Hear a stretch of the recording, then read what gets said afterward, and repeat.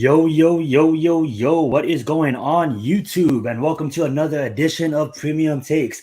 I know we did take last week off, but we're here. Hopefully, you guys did enjoy the NFL draft. We've been a lot of stuff to talk about. We got hockey in the playoffs, we got basketball in the playoffs, we got Backlash just happened, we got UFC 88 that just finished, 288. But first off, let's introduce you to our co host. We got Jeffrey T85.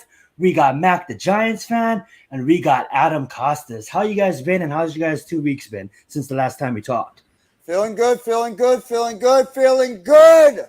Giants had themselves a hell of a draft. Love some of the guys they got in the first couple of rounds. Really like some of the undrafted free agents we got. Basketball playoffs heating up. Hockey playoffs doing well. Feeling good, guys. How you guys doing? Absolutely. I'm excited, very excited. Just it's springtime. The sun's out. It's back. The sports trinity is back with the baseball, the hockey, and the NBA playoffs. They're getting them all good at the same time. Your spring/summer can't be any better than this, man. Yes, sir. Absolutely, and thank you everybody for joining us in the chat as well. If it wasn't for you guys, we'll still do the show, but it won't be as fun. We are going to get into a lot of things today, but first off, we do want to start off the New York Giants. We're going to cover the draft. Don't worry, guys. We're going to cover the NBA playoffs, but we're going to probably start the show with Backlash and UFC 288. But before we get into those subjects, we had a host on the show that was actually at the draft live in Kansas City. So we do want to give Mac some time to ask you, man, how was that experience being there in Chiefs Kingdom, seeing the Giants, seeing Giants Nations, being there at the Big Blue Crew? Shout out to the Big Blue Crew. Make sure you guys go sub up to them as well. How was it as that experience of, is this your first draft? And if it is, how was it as the experience in total? I mean, the draft was awesome, man. It's not actually not the first time I attended the draft. I went to the draft a few years ago back in Philly in 2017 as well. But this experience was a little bit better. It was just like I said, the way the Kansas City Chiefs, like fans of Kansas City, just made how they welcomed everybody to the city, man. Really did a great job hosting it. It was awesome, man. Seeing football fans from all over the league. Just meeting up with a lot of guys, the Big Blue Crew, man, meeting up with these guys in person. Big Pat, Lou, G Nation from G Nation Sports, Joe from Classified, 3F, Let's go. Unpopular Opinion Sports, Rodney from Big Blue Corner, man. It was awesome, man. It was like really, really dope experience, man. Like it's hard to describe. You had to be there to feel that energy, man. But it was lit. That whole weekend. It was nice, man. Like just being up close into the draft, just getting to talk to so many different random football fans all across the league, man. Got so much good footage. A lot of good things are coming down the pike, man, from this, man. Working on some good stuff, like piecing together some nice things. I'm working on a vlog myself, putting some things together from a lot of the clips I was able to get. And guys are doing other projects. It's going to be great, man. It was such an experience, man. It was just what you see on TV doesn't do it justice until you got to actually be there and just feel it, man. Over 100,000 people in attendance on night one for the first round, and I'd say it was probably still pretty damn close to at least that much for the second day as well. I mean, it kind of died out the third day a little bit. Wasn't really as live. But at the same time, it was still the energy, man. Like I said, you just sea of red jerseys, Patrick Mahomes, Travis Kelce jerseys everywhere you looked. You saw those guys. You saw the people with those Definitely, jerseys on representing, man. picked a lot of that the vet Kansas up on the City TV. barbecue. Tell us about That that. Kansas City barbecue. Tell us about that. Woo!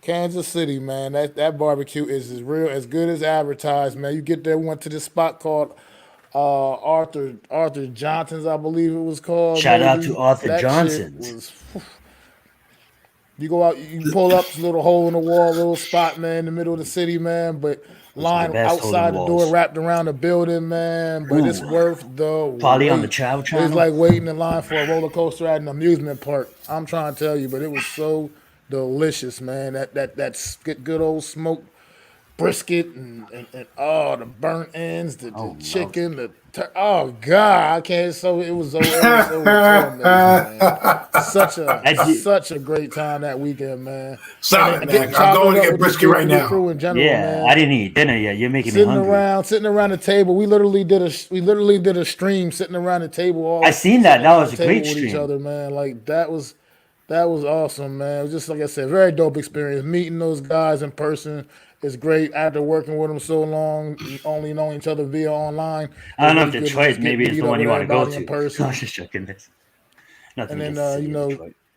unpopular opinion sports. He has his travel agency, Go Travel, man. Him and his wife, they run Shout that. out They to the Go ones that Travel. set the trip up, man. It was dope. So shout out to Go Travel as well, man. They really made everything easy for everybody. Booking flights, booking hotels. So booking a hotel, everything was made easy by them. So definitely appreciate that as well, man. So definitely a dope experience. We try and make this kind of an annual thing. So we might see y'all in Detroit next year as well, man. We'll see. I love it. Shout out to Philly Sports for providing this great StreamYard for us to use tonight to provide you guys premium takes. So we do appreciate you, Philly Sports, for that. I have a couple questions for you, Mac, and then of course Jeff and Adam, if you guys had questions as well. My question is obviously, watching on TV, that's a completely different show. There's two different shows. There's the show of the people that go there live, and then there's the show for the people that watch it on TV, right? We get all those fun announcers and have them break down the picks, and you guys get more of an entertainment function. That being said, I mean, I'm watching on TV. I'm noticing that there's a big barrier that's separating the open grass field and then the major water fountain, little island by that museum that they was coming out off of. I believe the World War One museum or whatever it's called. Now the access to get to the front, obviously where all those teams is, where license plate guy is. Now all those, do you have to buy tickets for those areas? How do you Yeah, how for do you that go area. like? Yeah. Okay, now about the fountain. Now, how do you get to the fountain? Is that like tickets, or is that like how do you go from the grass field to get more closer by the fountain? I guess that would be my question. Well, that area was still. You just had to, you was able that area was still open to the public for free. Okay, But where perfect, they had the perfect. barrier separated, that's that area up front, like where you saw like license plate guy and them. Hmm. That cost money. That was big. They was selling those tickets for big money, man. Big So, money but the tickets. cool Okay, thing is once that area started clearing out as the day went on later, they third started day or bringing maybe people in, something. man, for free, and that was dope. And that was definitely dope because we actually got to get in there a little bit closer to the action. You know what I mean? As the day later on in the day on Friday when we were out there, we pretty much put a whole day in out there on Friday for the rounds 2 and 3. It was really dope, man. It was really cool. Great I love it. experience, And like I said, all across the board, man. shout out to Big Blue Crew. I know they got a documentary coming out as well, so make sure you guys go check that out and stay tuned to Mac the Giants fan channel. Not only does he bring you the NFC East roundup on Wednesdays and a lot of other great content, but he's also going to bring you maybe some exclusive videos from the draft. Jeff and Adam, do you guys have any questions for Mac about the draft before we move on to our next subject of the night? Topic would say. Yeah, I just want to know like what the reaction was like with all the Giants fans over there when they see that big man out of Minnesota, John Michael We'll do it Schmidt, right back for drop all the way right into our Michael. laps. I'm sure a lot of Giants fans were going absolutely ape for that one when that happened.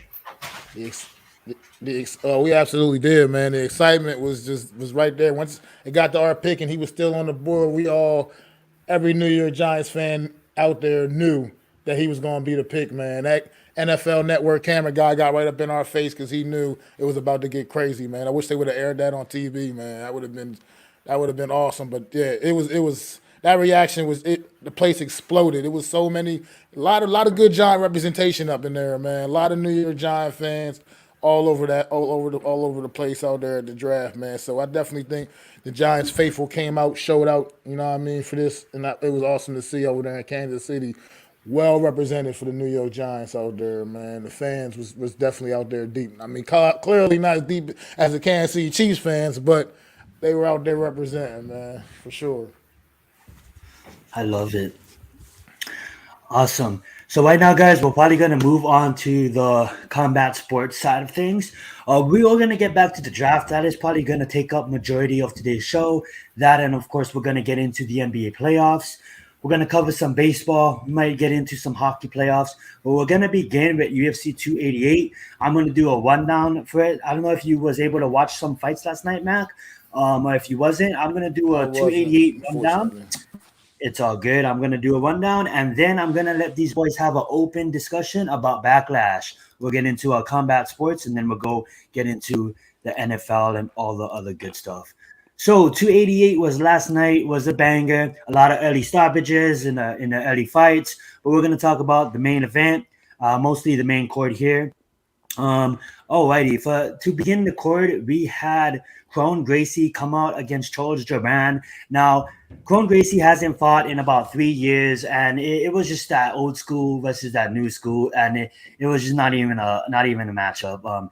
Kron Gracie was trying to get him to the ground. He basically took food gourd, was on his back, basically dropped down the food gourd. That's his only way he could get Charles to the ground. But from on his back, he was not able to. It's so hard this day and age to lock in a triangle, to lock in a anaconda choke, or any extreme choke that takes a lot of that you can basically perform on your back. Anaconda choke wasn't really that choke, but basically like a triangle, stuff like that, maybe an armbar. It's really hard to get into position against these new school type of guys, and that's basically it was the fight. New school versus old school. Old school Gracie tried to get to the ground, and he couldn't. And we know Gracie from the lineage, the family, the Gracie family. He's a direct ascendant from the Gracie that started it all. So that being said, we're gonna move up. It wasn't really that much of an exciting fight. But we did get Movsov coming out with a banger. It was a 3-round fight. Now Diego, he took this fight on short notice. This is his first appearance in the UFC. And he looked really damn good. He attacked him the whole time. He went for armbars. He went for submissions. Like, he was just looking for everything. Every chance he could get, he looked for something on a more experienced 16-0 fighter. Moser at one point was in a deep knee lock.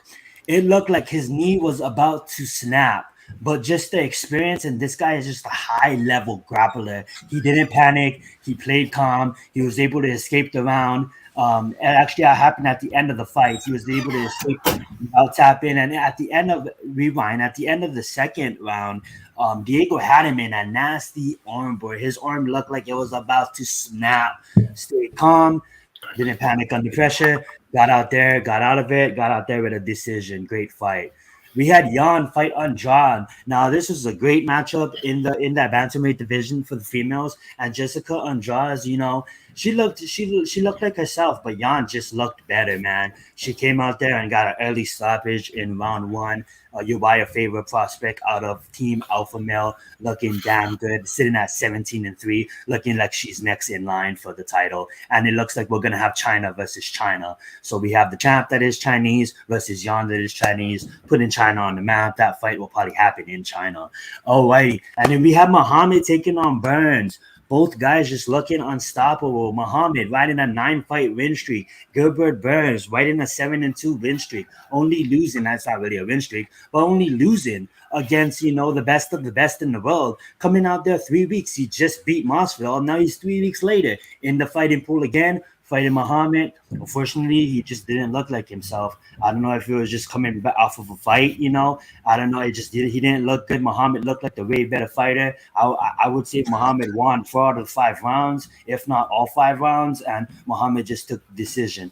And then we had the main event, Henry Cejudo, Mr. Triple C, Olympian gold medal, ex-bantam and featherweight, bantam and flyweight championship holder, coming back after a 3 years layoff, calling out Aljamain Sterling, literally a guy that's been wreaking havoc in the division, the champion.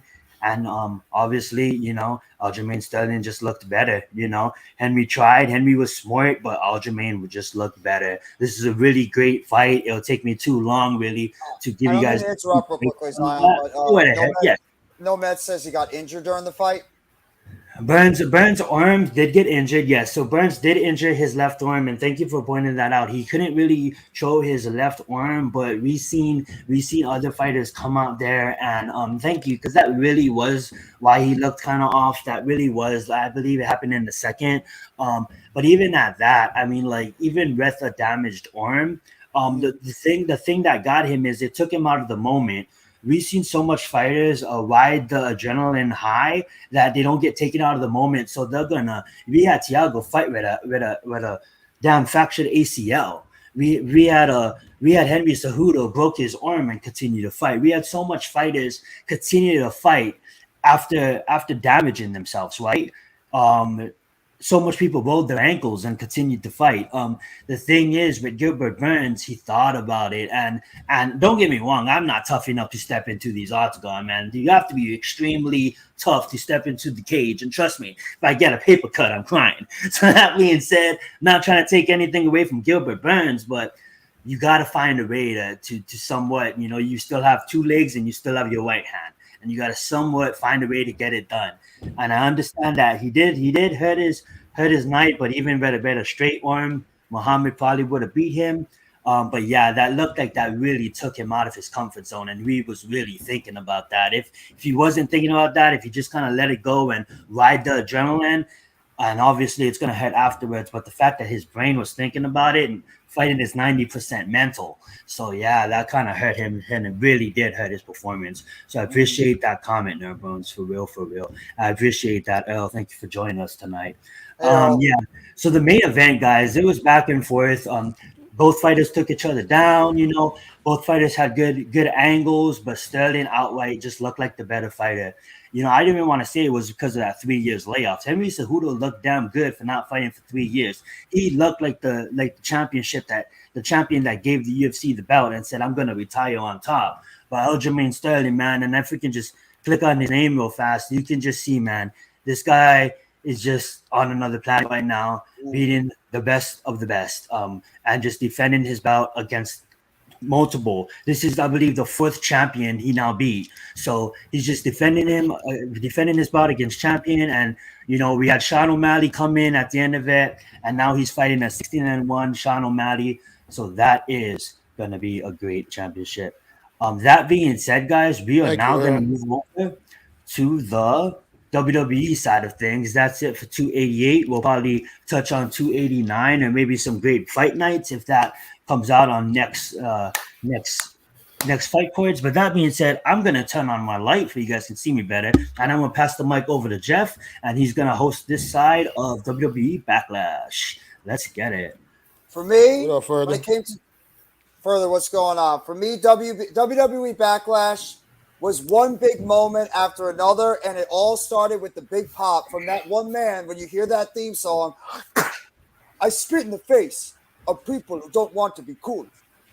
That pop was insane down in Puerto Rico, San Juan. When Carlito made his return during that matchup with Bad Bunny and Damian Priest, that was as electric as can be during that entire battle. They're a good crowd. Great crowd. The crowd was insane. They made the show. You know what? The United States crowd at some of these events, they could take notes on what these crowds, I thought so too. Montreal and etc. What they do when they get these events, they hop on over to their streets. But my God, Carlito being back, Mac and Adam, I'm sure you guys remember Carlito back in the day in the mid 2000s. Is he back or is he just? Oh, he's back. He's gonna be back. Is he back? The guy with the apple. Yeah, he's gonna be back for multiple appearances. Because WWE was impressed with the fact that he had such a great reaction coming back in San Juan, Puerto Rico. And because remember in 2020 when he came back during the Rumble, it just felt very awkward because there was no crowd there to really chant on, get behind him and chant for him. And yet, Zelina Vega got incredible ovation as well during her matchup against Rhea Ripley. But the first match between Io Sky and Bianca Belair, they killed it in the ring. They could have stole the show. Easily. No, everybody knew when those two were going to step foot in the ring, they were going to put on a banger of a match. Io Sky should have won the match? Probably. But I can understand why they're saving her now. Bianca. Yeah, they're saving Io for a bigger moment. And then obviously Zelina Vega, the moment that she got. But Mac and Adam, guys, go ahead. Talk more about the Backlash event that happened last night and how amazing it was. Well, first off, the crowd is what made that pay-per-view what it was. It wasn't just the pop for, Carlito Savio Vega comes out. There's a pop there. There's a pop for Selena. They showered her with so much praise. It really made the match. And you're sitting there, and I had the same thought you did, Jeff. I'm like, man, sometimes you get to some cities and they're this raucous. But but the problem is the product has been so poor they can't get behind it. This show is a standard where they need to keep going. You cannot dip now. You had WrestleMania where everyone was talking about how the second night was caca. Well, if this was the second night of WrestleMania, it would have been insane. We would have been talking about WrestleMania 39 till the annals, right? For years to come. I thought every match was good. I thought every storyline was played out correctly. And, I liked the last match and how it ended. It needed to go that way for that man because the American Nightmare needs to rise to the top, okay? This needs to happen. It should have happened at WrestleMania. It needs to happen at Night of Champions. He put on a performance I didn't think he could do against one of the best in Brock Lesnar. And he tore the house down. I really do believe that, and they got behind him so well. I'm like, this is what I'm talking about. Cody Rhodes needs this right now. I'm sorry to blow it for anyone who didn't see it, but he had a meteoric rise. There was goosebumps when it came out, for me at least. And what he did to Brock Lesnar at the beginning of the match just showed that he could be a champion. Let this guy do it. Finish the story. I can't wait to see what happens. I have a fast question. And please go right ahead and review it. And if you guys didn't watch it, we're gonna review it. So sorry if you guys didn't watch it, but I don't want these guys to hold back. I want them to say what they want to say. I'm a casual. I don't really watch WWE that much. But that being said, I did tune in. I do get some pop-ups on my phone, and I'm looking and I'm seeing this beautiful title. I'm looking at this title. I'm like, what is this title? My question is that Roman's new title? Or is that totally different? That championship is going to be decided in a 12-man tournament at Night of Champions later. World this heavyweight month. Title. Yes. Basically, it's when they unified the one championship. That was the World Heavyweight Title, and then the Universal Title. So they made it the Universal Heavyweight Title. Right now, this is just the Heavyweight Title, which is now why you see Cody Rhodes lose to the Royal Rumble because in WrestleMania, because obviously now he's got to be the main guy that gets that belt. Because now, why don't they take two titles and they merge it into one title so he can carry one title? Does Roman just love this two title look?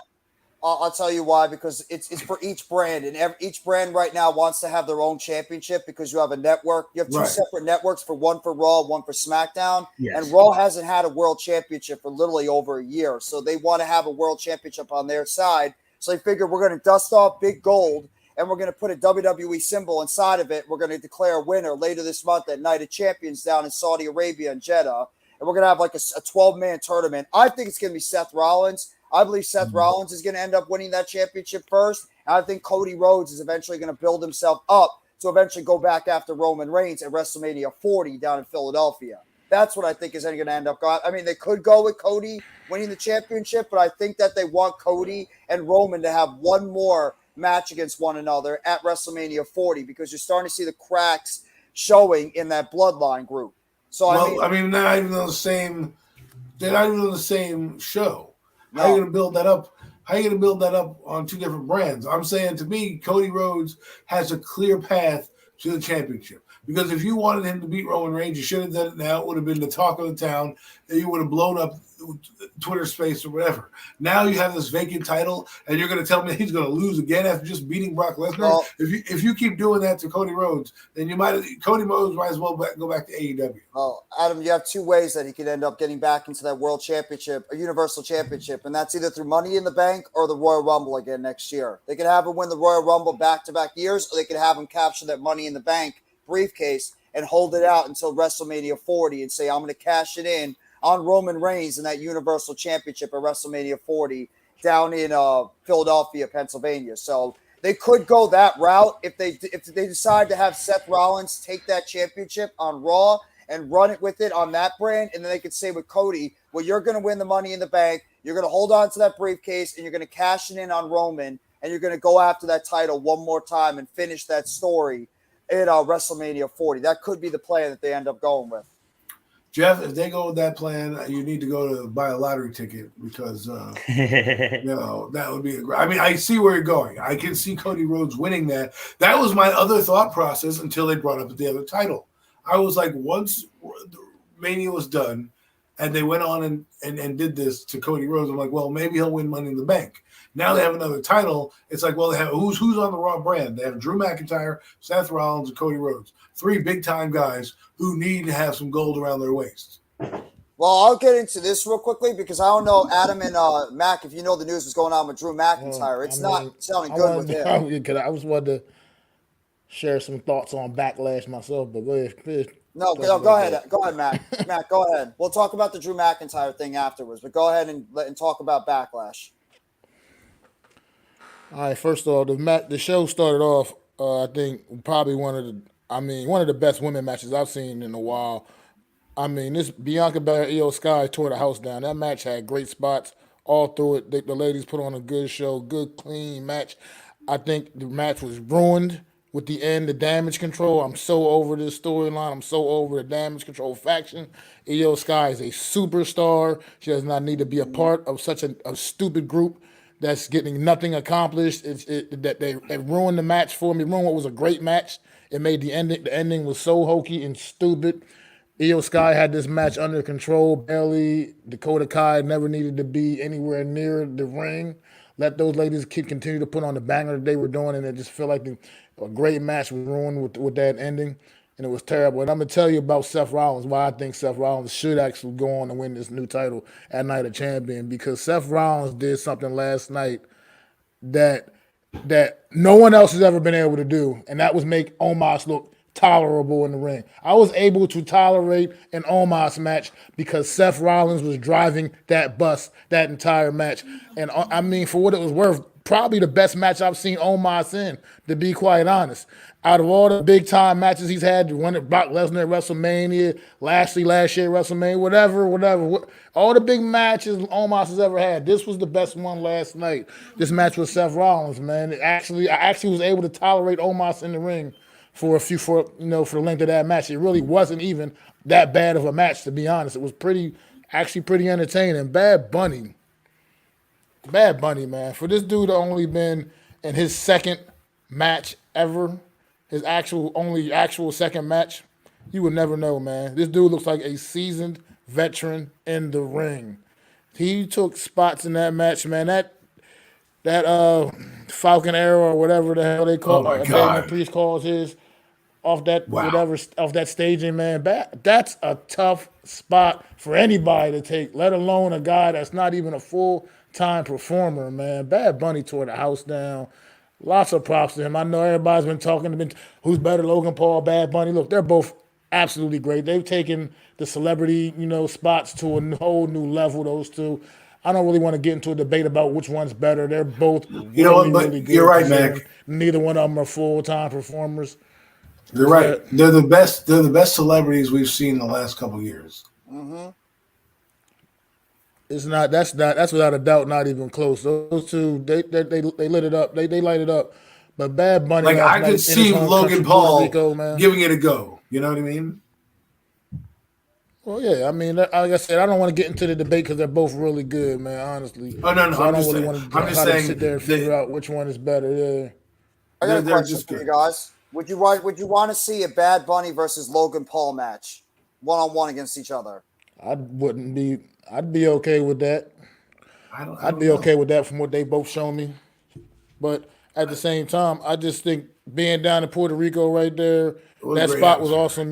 Bad Bunny, great. I mean, in front of his home country.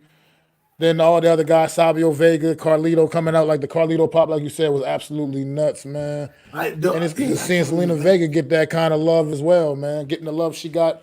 We all knew Selena Vega wasn't going to beat Rhea Ripley for the title. We all knew that before that match got started. But at the end of the day, she still, served herself well in that match and looked good in front of her home country fans as well, man. So, like I said, it's just good seeing the whole LWO come out there and get the last laugh on the Judgment Day a little bit, running them off, beating them down. It was just great to see that whole pay-per-view. It was like I said, matches really couldn't complain. You got some good, solid matches here all the way through. Pay per view was a lot better than I expected it to be. Overall, it was entertaining. But definitely that crowd that crowd was definitely alive, man, and it was awesome, man. Bad Bunny, man. I can't say enough good things about a guy like that wrestling only in his second match to just a street fight against Damian Priest, who to me is one of the more underrated talents in WWE, and to just yes, be able to put on a show like that in a match against a guy like that, man, it was awesome, man. He took bumps like a veteran, man. He was he was great, phenomenal, man. I feel just bad loved for everything about Priest. that match, man.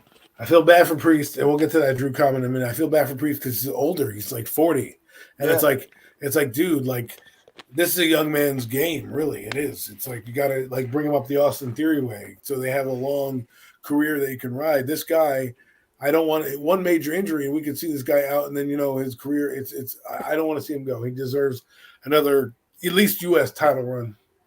Well, I think this is a good thing for WWE too that they have this type of event that they did last night, because I'm sure you guys heard all the news that's been going on with All Elite Wrestling and the fact that brand is about to explode this summer with what they just did over in the UK, where it's like they're actually getting close to selling out that building at Wembley Stadium for All In.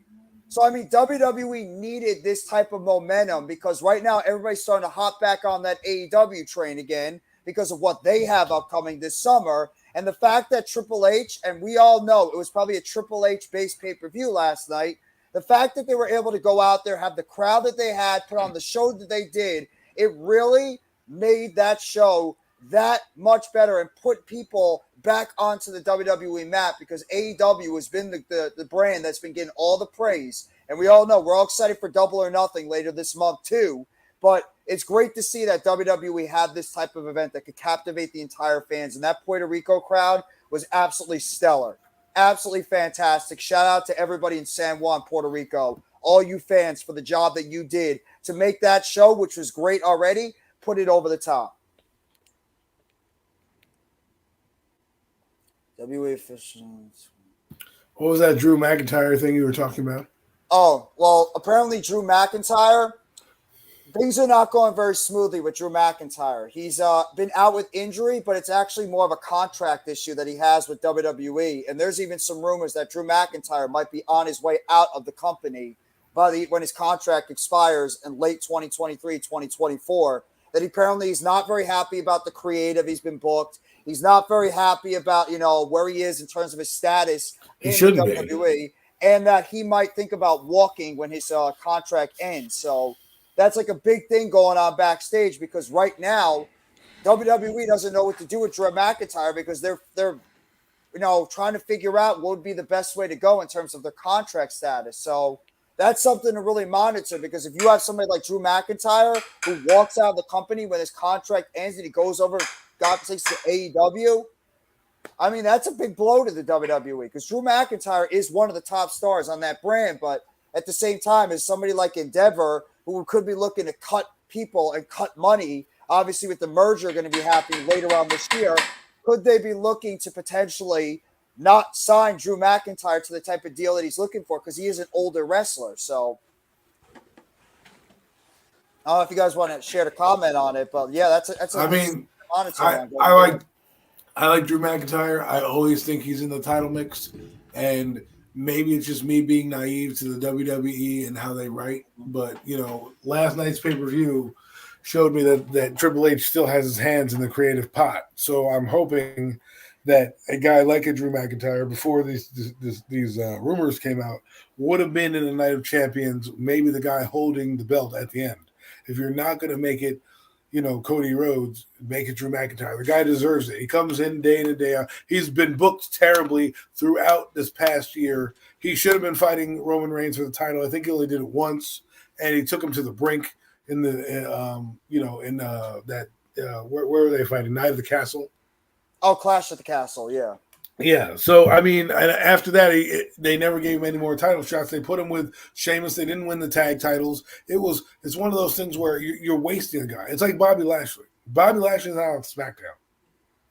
If he does not challenge for Roman Reigns' title for the first second in there, and if you don't think that he's a legitimate guy to beat Roman Reigns, then let's not even have wrestling anymore. The reason they brought in the title is because Roman does nothing. So the brand needed somebody to fight. They did this years ago when they had a champion that was spotty, I think with Brock Lesnar years ago when he came back. They're like, oh, we need to create the Universal Heavyweight title because, Brock Lesnar has a title and he's never here. So that's what they're doing. This way, Roman Reigns can coast to 1,000 days as whatever, right? He can go to WrestleMania 40. He can headline it, longest reigning champion, whatever. And they can finally do something. But if you're going to get rid of Drew McIntyre, one of your heavy hitters is gone. So that's why I'm leaning on you ain't got nobody but Cody Rhodes. You drafted him. You're number one overall draft pick. You've got to give this man the belt. I'm still going with Seth Rollins because Seth Rollins is another one of those guys that has been pretty much booked to lose a lot of these matches that he's been involved in. And you could argue Seth Rollins has been the best performer, character-wise and in the ring in WWE in the past year. I'd love for them both to clash. Yes. They had a great banger. They could do that match. But that's the thing, Adam, too.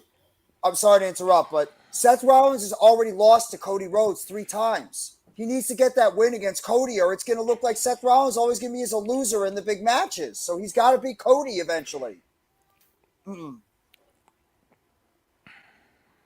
wouldn't that be funny if Cody? Personally, I think, like I said after last night, like I said, what Seth Rollins was able to accomplish in the ring with Omos, making that guy look like something that I didn't mind actually watching. Oh, that's the first time I ever did not mind watching Omos in the ring. I mean, seriously, Seth Rollins is responsible for that. That was Seth Rollins being able to make Omos look tolerable in the ring. Yeah. I'm not saying, I want to go out and watch get me some more Omos, you know what I mean? I'm just saying, I get it. For the first time ever, I was able to endure an Omos match, and that Seth Rollins had so much to do with that. And I just think Seth Rollins has spent the past year or so getting so much talent over. I mean, he kind of did with taking those 3 L's taking those 3 L's to Cody.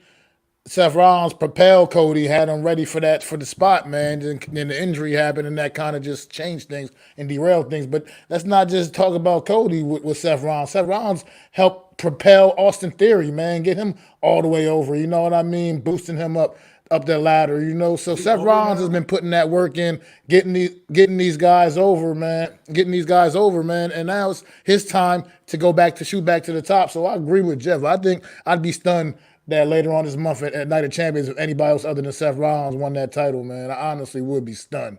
It's Monday Night Rollins, and it's all about that right now. And I would be absolutely stunned if anybody other than Seth Rollins won that title later on this month. I got to give this some respect.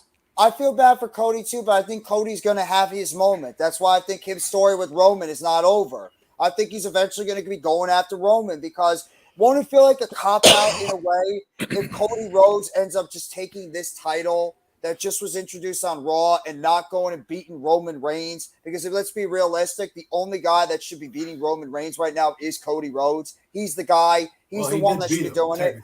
Well, you didn't beat him the first time, but it's not inconceivable that you could see him go after him. The bloodline helped out. I mean, come on, let's be honest. He beat him. He crossroaded him twice, and then Jimmy and Jay and Sikoa came in there and outnumbered him. So he beat him legitimately, except until those guys came in. I was just feeling bad because it's like this guy, the Royal Rumble winner means nothing now. Now, hopefully next year, the Royal Rumble winner will mean something, just like the Money in the Bank winner does. These storylines now become more prominent with another title. That's it. It just gives another guy an opportunity. Like I said, listen, I agree with you with Seth Rollins. I love Shinsuke Nakamura. I would want him to be a title holder too. I would love that too. I'm never going to hear me complain about Shinsuke Nakamura being a champion. It's been criminal. He's another guy that's been criminally underused. Like this guy, is a joke.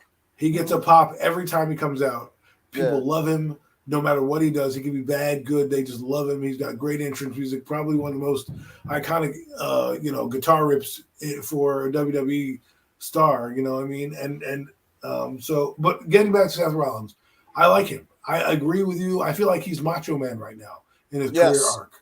Right? He is not necessarily the forgotten star, but the guy that can carry the company, but is never the Hulk Hogan of the company, right? And he is an amazing guy. I love Seth Rollins. I loved him better than Roman Reigns. I think he's a guy that should have the longest reigning title holder of all time because the guy can do it all. He's the modern day Macho Man to me. That's what he is. That's who he is to me. No, he's absolutely terrific. Seth Rollins has been another guy that's been busting his ass all the time out there on the ring. He's been on the road 365 days. He took a gimmick that had no business being over, and he somehow got that big gimmick over. His theme song and his work in the ring, on the mic, everything. He had a match with Logan Paul that a lot of people would argue was the best match of that entire card at WrestleMania. Seth Rollins has been putting in absolutely incredible work on Monday Night Raw, and you have to reward somebody like Seth Rollins, who's been with the WWE for over a decade. And this guy has been busting his ass for this whole time, and he deserves to have this opportunity to be called champion once again. Because he hasn't had that chance for 5 When was the last time Seth Rollins was champion? Was it against Brock Lesnar 3 or 4 WrestleManias ago, I think? I think he won the U.S. title recently. I mean, the world title. I think he beat Brock Lesnar. Right. He did, but the problem is that Roman Reigns is always on a different brand, so they never could get going. Yeah. And that's the thing is I agree with you. I think they always sidestep Seth Rollins for the main events. I'm like, this guy deserves it. Now, if you're going to put the title on him, fine. I don't care because he deserves it more than anybody. Outside of Cody, he's the only guy that deserves it. Now, I don't know what they're going to do with Matt Riddle. I like Matt Riddle. I don't know what he's going to do. There's so many guys you can bring up with this title. That's why I like what Raw's roster has done. I like Bobby Lashley and all, but it's time for him to move on. The only other guy that I would love The only other guy I would have loved to see on Raw would have been Edge to finally get his title because this World Heavyweight title was the one he actually had to forfeit, back in the day. So it would have made more sense for me to be like, oh shit, it comes full circle now. You know what I mean? Do you guys have any thoughts at all about the WWE draft as well? Like what picks you think are going to be interesting on Raw or SmackDown, as well as intriguing people, men and women that were brought up from NXT? Because there were a lot of good talent that came up for the NXT brand, whether it's Kaden Carter and Katana Chance, Indy Hartwell, Zoe Stark. You have Cameron Grimes. You have JD McDonough, who I love down on that brand. You have a lot of good talent coming up from that NXT brand. You do. And right now, as far as I'm concerned, I'm going. WWE has a way of ruining some of that NXT talent, and as long as they can actually utilize these guys the right way, Katana Chance and Kaden Carter, in my opinion, are about as the most legitimate female tag team in the entire company. So yes, just don't bring these girls up to ruin them, break them up some kind of weird way. Just something stupid that they're notorious for doing. If are you gonna actually try to legitimize the tag team division and you have two tag team titles on the main rosters now. Now you got Dawn and Fire on Raw. You got It doesn't make sense. You got them on Raw now. So it's like, what are you doing with the NXT Women's Tag Team titles on Raw? Like, what's the plan there? I don't get that. You know what I would do? You made Indy Hartwell forfeit her title, and which is disappointing to me. Indy Hartwell, who spent her last about year, almost like I was saying about Seth Rollins, putting all those girls over down on NXT, finally put the gold around her waist, and now you want to call her up to the main roster and make her forfeit her title down there in NXT. So I'm a little upset about that. They could have let Indy Hartwell stay down there and have a little run with that gold down there, but. JD McDonough, another guy he's been my guy since NXT, since I can't even remember what his other name was originally over in NXT UK. Jordan Devlin. He's always been my guy. Jordan Devlin. Yeah, Jordan Devlin. The Irish. He's always been my dude, man. And I hope they're not bringing him up there to let him waste away on Monday Night Raw. So he's going to the Judgment Day, man. See how it all plays out. Judgment Day. He's going to the Judgment Day. Remember, he was trained under Finn Balor, and he has that type of gimmick that fits that Judgment Day group. He's going to be part of Judgment Day. Well, he'll be a perfect fit for that group. Perfect fit for that group if he's there. And answer a question real quickly, Mac, about the women's tag team titles. What I think they should do, and I've heard others say this too, merge the titles together. You can have one set of tag team titles that can be defended on Raw, SmackDown, and NXT. You don't need two sets of tag team titles when you barely have tag teams. That's what they might as well do. Yeah. Exactly. There's no women tag teams anyway. Really, not many legitimate ones. Like I said, Chance and Carter are about as legit as it gets as far as the team. They've been a team for like 5 years now, however long it's been, and so they're about as legit as it gets together. And we'll see what happens. I'm curious. You guys have any I'm curious now. I'm sorry. Go ahead. Finish what you were saying, Mac. No, I was just saying I'm very curious because I just don't know what to expect. And WWE has a way of letting me down all the time. When you're hoping something cool is going to happen, they just drop the hammer and it's not that cool. You know, like I said, I can. Well, they did do that spot on Sunday, on Saturday. They did that spot. Because when that Bad Bunny was in Damian Priest's clutches, I'm like, please don't tease us. Please do not. Because WWE has a history of doing that. They'll get like a table ready or they'll get a spot ready and then they'll just throw them off and then the guy will run back into the ring. So let's hope you're right, Mac. Let's hope they keep up with the surprises because that spot was pretty amazing. But let's why don't we, since we also have another wrestling show to talk about too real quickly, and they have a major show that's upcoming at the end of this year, and that of course is AEW. And what they have upcoming this Wednesday, and they are loading up that card for All Elite Wrestling. I don't know if you guys seen it. Kenny Omega and Jon Moxley in a steel cage match. And we've seen AEW steel cage matches. And man, do they know how to put on steel cage matches. Mac, you and I, we've seen what AEW does when they have these brutal type of matchups. AEW Revolution, ring a bell, anybody? What they did in that match between Moxley and Hangman.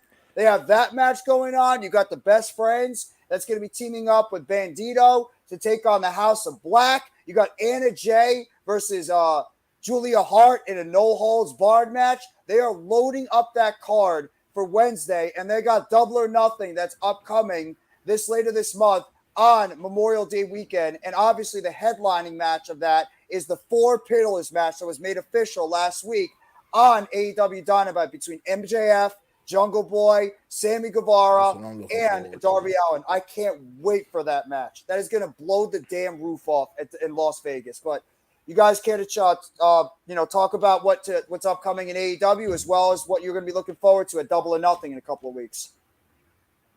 Well, you just already said it, man. I'm waiting for that Four Pillars match. That's just what I want. That's must-see TV for me. That's what I'm waiting for.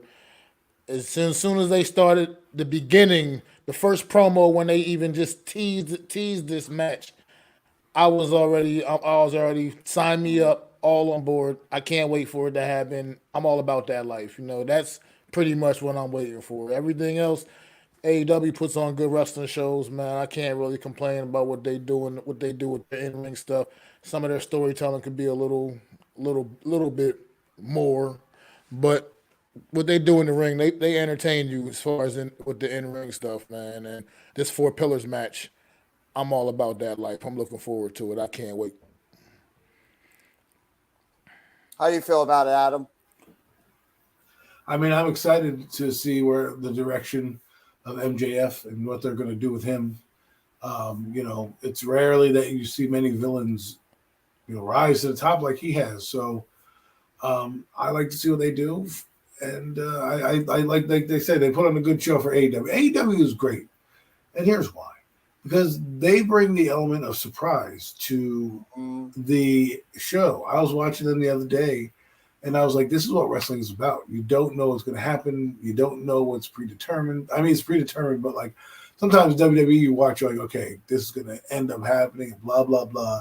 With AEW, it doesn't do that. There's always a twist. There's always a turn. And it's always on the edge. It's like the Attitude Era. Like they just don't care over there. And that's what I love about it. They're just going to push the envelope, make sure that they tear the house down. It's like every time we talk about an AEW pay-per-view, it's how they're going to one-up the pay-per-view from last time, right? As opposed to WWE where we're like, man, they need to raise the bar because, God forbid, and they have to kind of hook you in a different way because WWE rams it down your throat. AEW is like, we don't have the backing that WWE has, but we have better talent over here, and we're going to utilize it, and we're going to show you how it's done. And every 2 nights in a row, like if this was WCW versus WWF ratings, I guarantee you AEW is winning the war every day. They may not own Mondays. They tried to go up against the Mondays. Obviously, Raw had that cornered. But they went up Wednesdays and Fridays, and you can argue that their show is better. You can argue that they have better product. You can argue they have better talent. Storylines are going to be better as they go. They'll get better creatively as they take more guys from WWE and things like that. You're going to see it emerge. But from what I see in their product, it's almost nostalgic to me because the guys on there, I love Jon Moxley. I mean, I miss him as Dean Ambrose. You know, I never thought I'd miss Daniel Bryan as much as I miss Daniel Bryan. You know, like actual guys who can wrestle. You know, and they're killing you with that group. That Blackpool Combat Club versus Elite storyline, that is good stuff. I am hooked in so much to that storyline between the Blackpool Combat Club and the Elite. And you know for a fact, whatever happens this Wednesday, something is going down at Double or Nothing between those two groups. They are going to brutalize each other at Double or Nothing. That's another match that I'm looking forward to because it could be any type of match. You're thinking about blood and guts. It could be anarchy in the arena. It could be just an all-out war between these two groups. You're going to get some type of match, a gimmick match between the Elite and the Blackpool Combat Club. That's another match I can't wait for, as well as Christian Cage against Wardlow. That one you got going on. You finally get a Rashida back. I don't know what the hell they're doing with the women, though. Hopefully that storyline picks up. But right now, AEW has got everybody excited because of what's coming up later on this year. So, any final thoughts about AEW Dynamite before we pass the mic back over to Zion? We move on over to the next subject.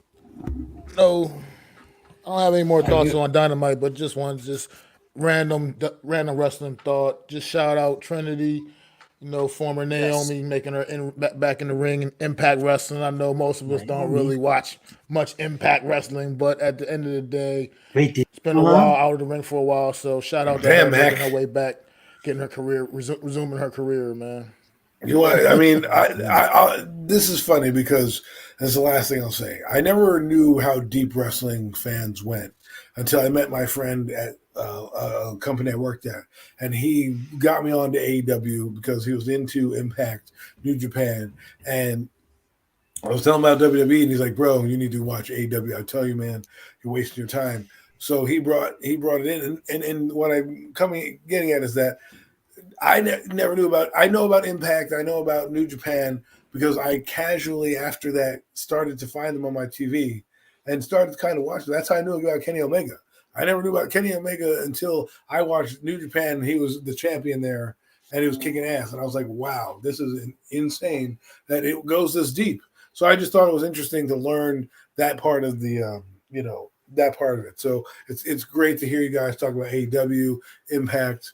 I never really followed any of those, but like Ring of Honor was big, bringing in a lot of these guys. So it's cool to see. Anyways, I'm off my soapbox.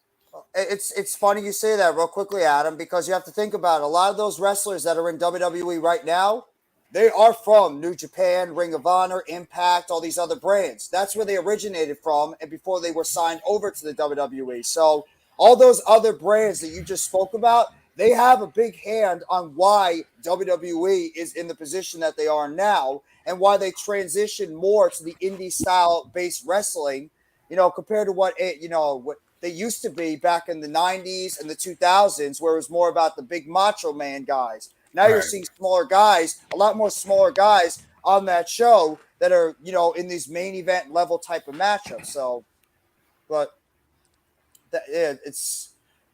I'm excited for what wrestling has coming up in this summer. I think it's going to be an awesome summer for wrestling overall. But Zion, I'll pass the mic back over to you as we'll move on to our next subject.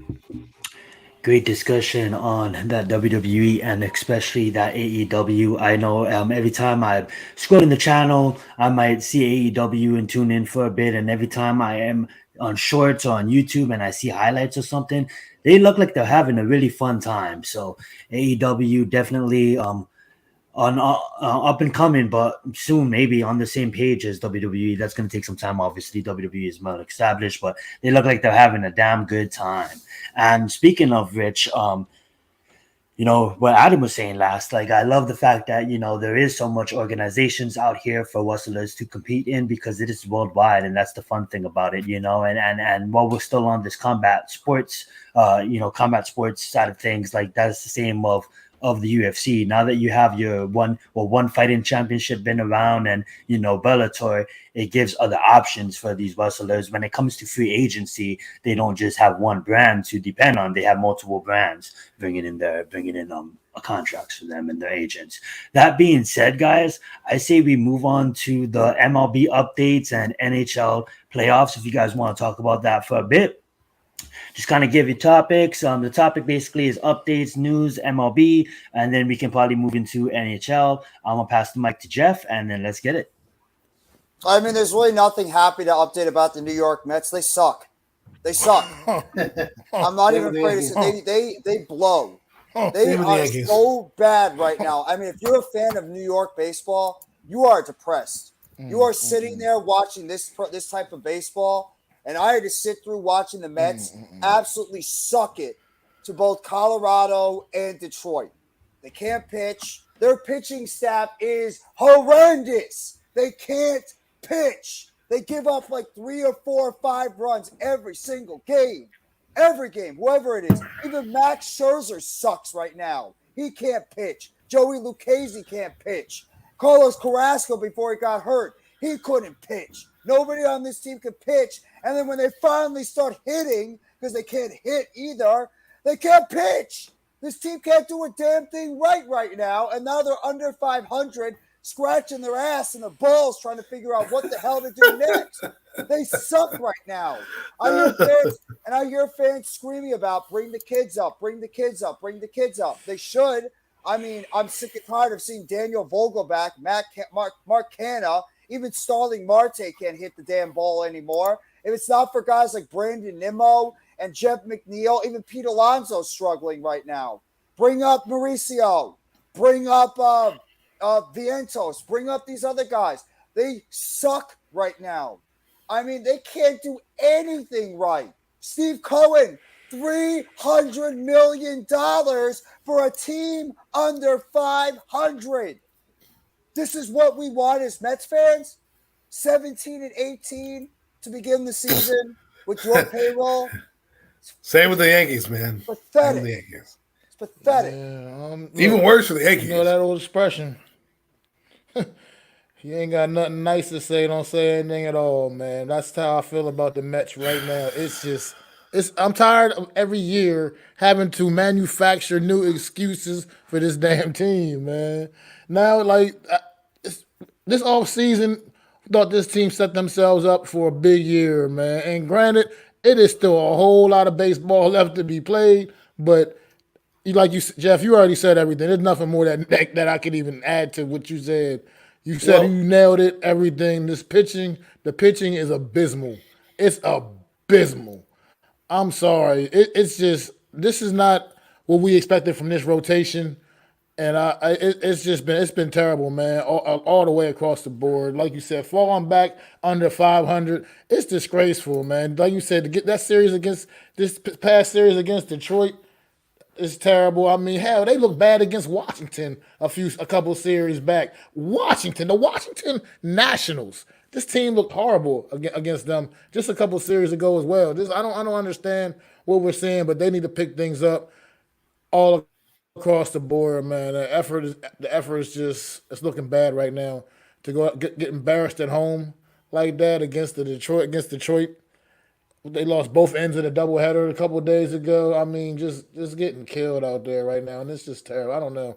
This is not the New York Mets team I expected to see when they made all those moves this off season. It's disappointing. This is the collapse we usually see them have later on in the year. It's just they're just starting the year off like that. So maybe it'll be the reverse effect, and we'll get something going down the stretch and do some things, make some magic happen. But I'm not seeing it right now, and Do you trust his I'm getting pitching very staff? uninvested.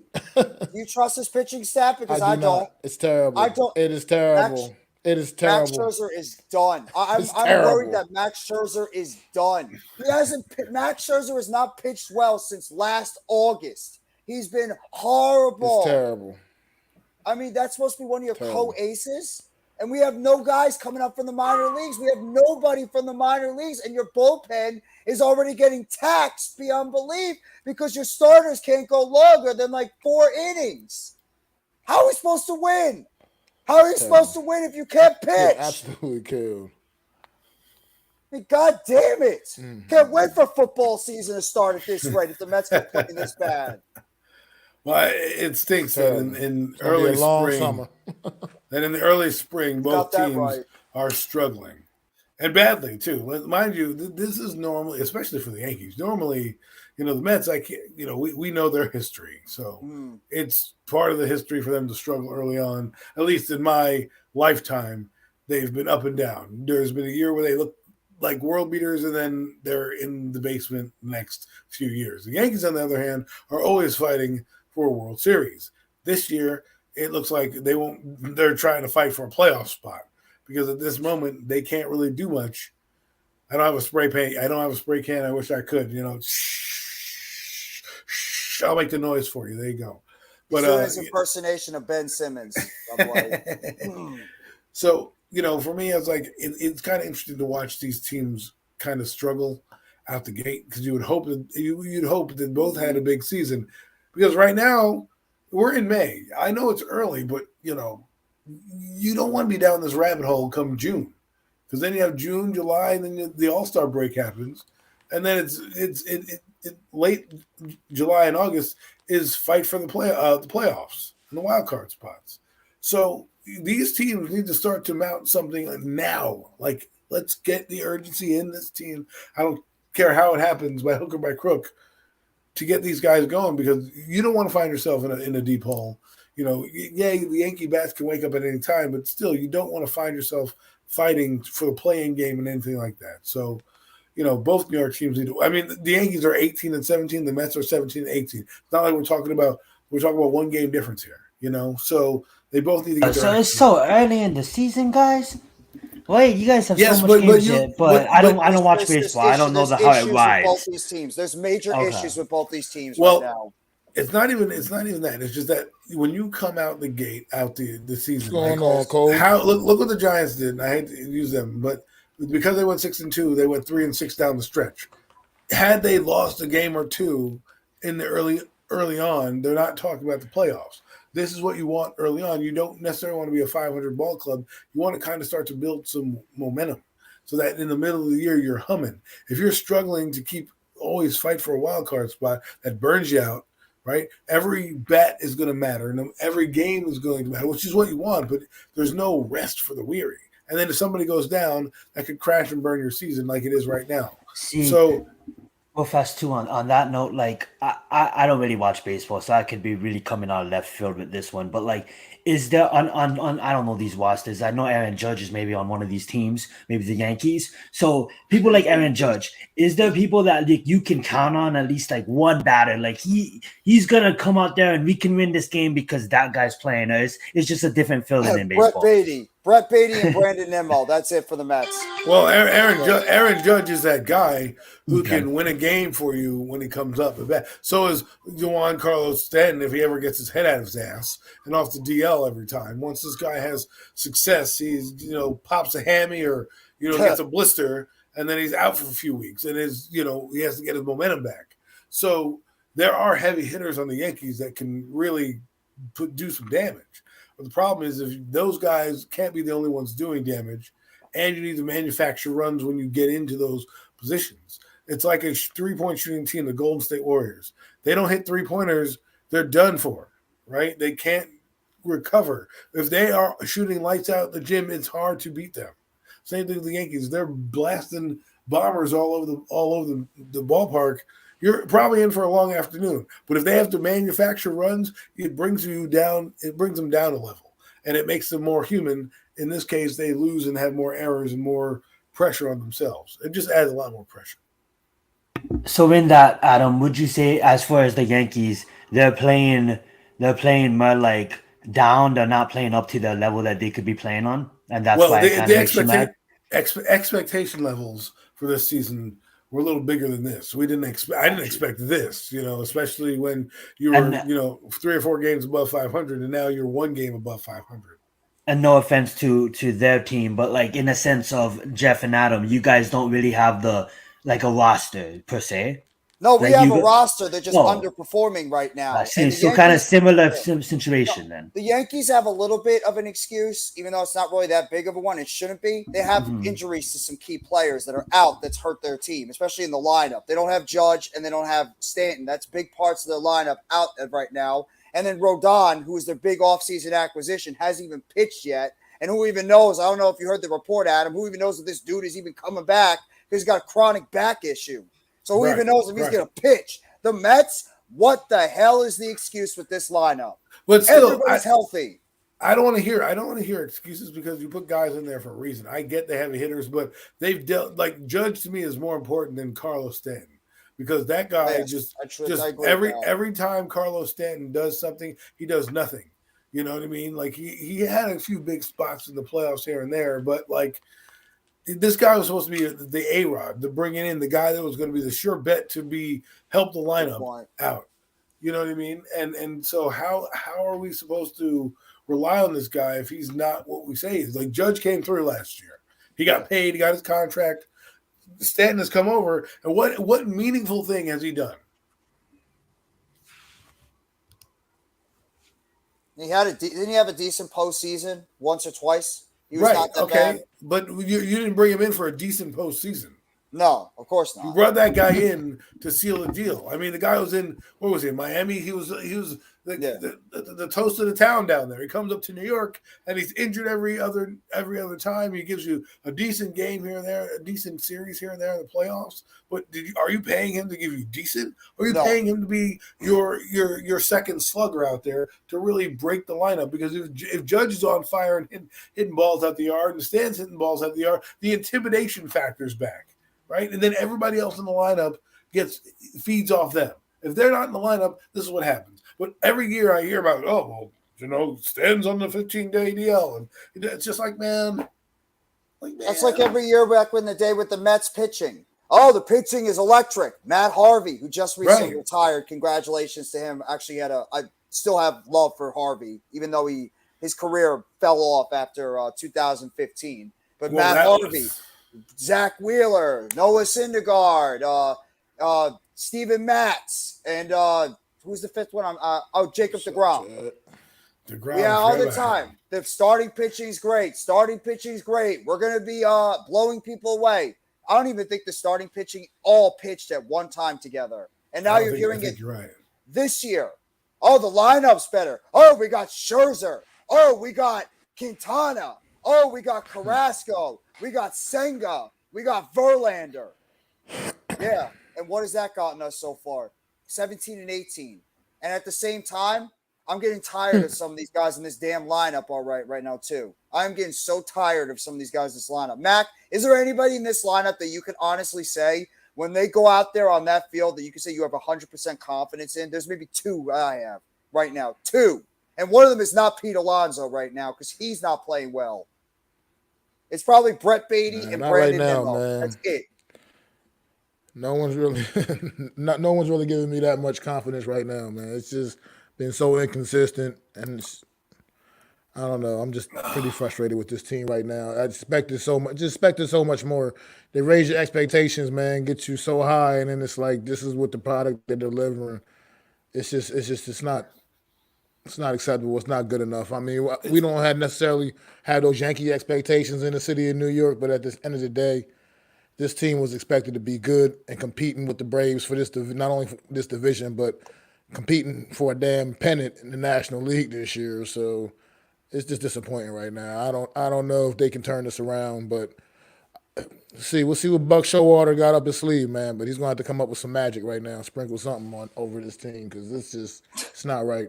They're not right. There's a disconnect somewhere. I disagree about the expectations thing. When you have a $300 million plus payroll, your expectations go up a million times higher. This team is expected to win. This team is expected to go out there and not only be a playoff team, but to be a World Series team because they were hyping this team up to just be that. And right now, this team barely even looks like a playoff squad, but the way they're playing. They need to get better production out of their lineup on everyday basis. Like I said, I think Nimmo has been great at the top of the lineup. I love Brandon Nimmo. I'm so happy they brought him back. Brett Beatty, since they brought him up from AAA, he's been easily, I could probably argue he's been the best hitter on this team since he's been called up from AAA. Alonso needs to play better. Lindor definitely needs to play better. He's been not good so far this year. Marte is a ghost right now in the outfield. And I mean, at the starting pitching, the one thing that worries me about this team the most is the starting pitching because they're older. They have an older starting pitching staff of a bunch of guys that are in their mid-30s and higher. And you're already seeing the effects of when you have an older starting pitching staff and putting so much on those guys to go out there and consistently perform. And we don't have a young guy coming up from the minor leagues that can come in and save the day. So, I mean, if this team keeps performing the way they do, especially in the starting pitching rotation, and you burn out that bullpen, you're going to be asking for trouble because your bullpen's going to be so tired from having to go out there and pitch so much in the beginning of the season. It's going to hurt your team in the long run when you get towards August, September, and obviously in the playoffs. I do have a fast question. Alrighty. Born in Florida, raised in Hawaii, living in California now. Don't ask me how I became a Giants fan. If you know, you know. If you don't, that's a story for another time. Never been to the Big Apple. Okay, I'm looking at the Mets. I'm looking at the Yankees. I was watching the Travel Channel the other day. I seen all these fun things that these baseball stadiums have. It's like a carnival there. I want to know one great thing that you can do. Obviously, you're going to a baseball game to watch a baseball game, but there is so much attractions there. What is one thing you can do at the Met Stadium, guys? And what is one thing that you can do at the Yankee Stadium that is just an attraction that you don't really see? To kind of give you guys an example, look at football. Jacksonville got the damn pool. You can go swimming and watch the game at the same time. What's some of the fun attractions that you can do at the Met Stadium or whatever stadium it's called? And then the same for Yankees. Citi Field. Say that one more time. Citi Field. Citi Field? What's Citi Field? That's the Met Stadium. Oh, Citi Field? Yeah. What's a Met fun Citi thing Field. you can do at Citi Field? Some of these stadiums got like a damn water slide and shit. I think Monument Park for the Yankees is pretty good. I mean, when you get to go out there and check out all the old timers that they have, Like somewhat the Hall of Fame, Adam? Yes. You Okay. get to go out there and look at their best play. It's not like the best players in baseball; it's the best players that ever played for the Yankees. Mm-hmm. So you get to see all the little bios and everything sometimes before the game. So that's something that's unique to the Yankees. I'm not sure every other stadium has that, but that's one unique thing you can do there. They don't have any pools, but it's kind of traditional. You know, if you get a chance to go down there, sometimes it's open to the public before games. You can go down there and kind of just hang out and learn about some players. You know, good times. And That's for awesome. the Mets one is the Jackie Robinson Memorial with the big number 42 because obviously the Dodgers and the Mets have a lot of connection with one another. So, I mean, you get to go down there and see that right inside the stadium before you obviously go into the outside area. And then they just put it in last year, the Tom Seaver statue, Tom Seaver being one of the greatest pitchers of all time and obviously the greatest Met of all time. They just put that in front of the stadium. So that's another thing if you go to Citi Field to go out there and check out. So you guys still have that apple? I love when that apple used to come up. We still have the apple. Oh yeah. Oh, the I love that. anywhere. Like you need to tell people about that because I think one of the most unique things apple. about the Mets stadium was every time a home run comes up, they pop up this big apple because they are the Big Apple, and that's been a unique staple since I was a kid. And I'm glad they brought it over to Citi Field with them because. You know, that's one of the attractions if you go to a Mets game is, you know, not only to go visit Jackie Robinson Memorial, but to see that thing go up and down all night, you know the Mets are having a good time. So it happens all the time, Zion, when the Mets hit a home run. That's when the apple pops up. Hasn't been going up and down quite nearly enough lately. So No. It's been stuck inside the hat. I'm just saying. That's one of my favorite things about the Mets from I afar. loved it back in Shea Stadium. Loved it back in Shea Stadium when I used to go there back in Old the school day. back in the day, yeah. Mm-hmm. Oh yeah, that's the picture in my mind right now Mm-hmm. on Channel 11 when that thing pops up with whoever the sport guy was that night. You're like, oh my god. So any last updates on the MLB season before we move into NHL?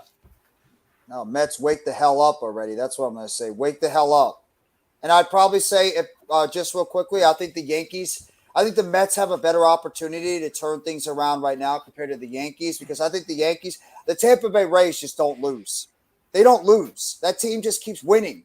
So I think the Mets, at least, they have a better chance of getting back into the race because there's really no other good team in that division. Whereas the AL East, the Rays are good. The Orioles are good. The Blue Jays are a solid team. And even the Red Sox are off to a good start. So I think the Yankees division right now is a hell of a lot more complicated and competitive compared to the Mets division. With the NL East, it's really going to come down to probably the Mets and the Braves, maybe the Phillies, but it's probably going to be between those teams. But Adam, Mac, go ahead. I'm good, brother. I'm all Alrighty. set too. All right. Anybody been watching NHL? I haven't, but if you guys have, any New Jersey Devils fans? I'm just saying, anybody? You are a New Jersey Devil fan? Let's get it. Why don't Long you time, man. begin? I remember you saying that. Let's get it. Go right ahead and take it over. I haven't been watching hockey. I'm not as diehard of a hockey fan as I used to be back in the day. I was lucky enough to be at the parade in 1995 by Prudential Center, aka Continental Airlines Arena, when the Devils won their first Stanley Cup. But obviously, as a Devils fan, and sorry, Adam, it was bittersweet to watch the Devils finally get payback against the Rangers in the first round. I had to admit that was very nice because Rangers fans, they are a very cocky fan base in the New York area for good reasons because they're always so good.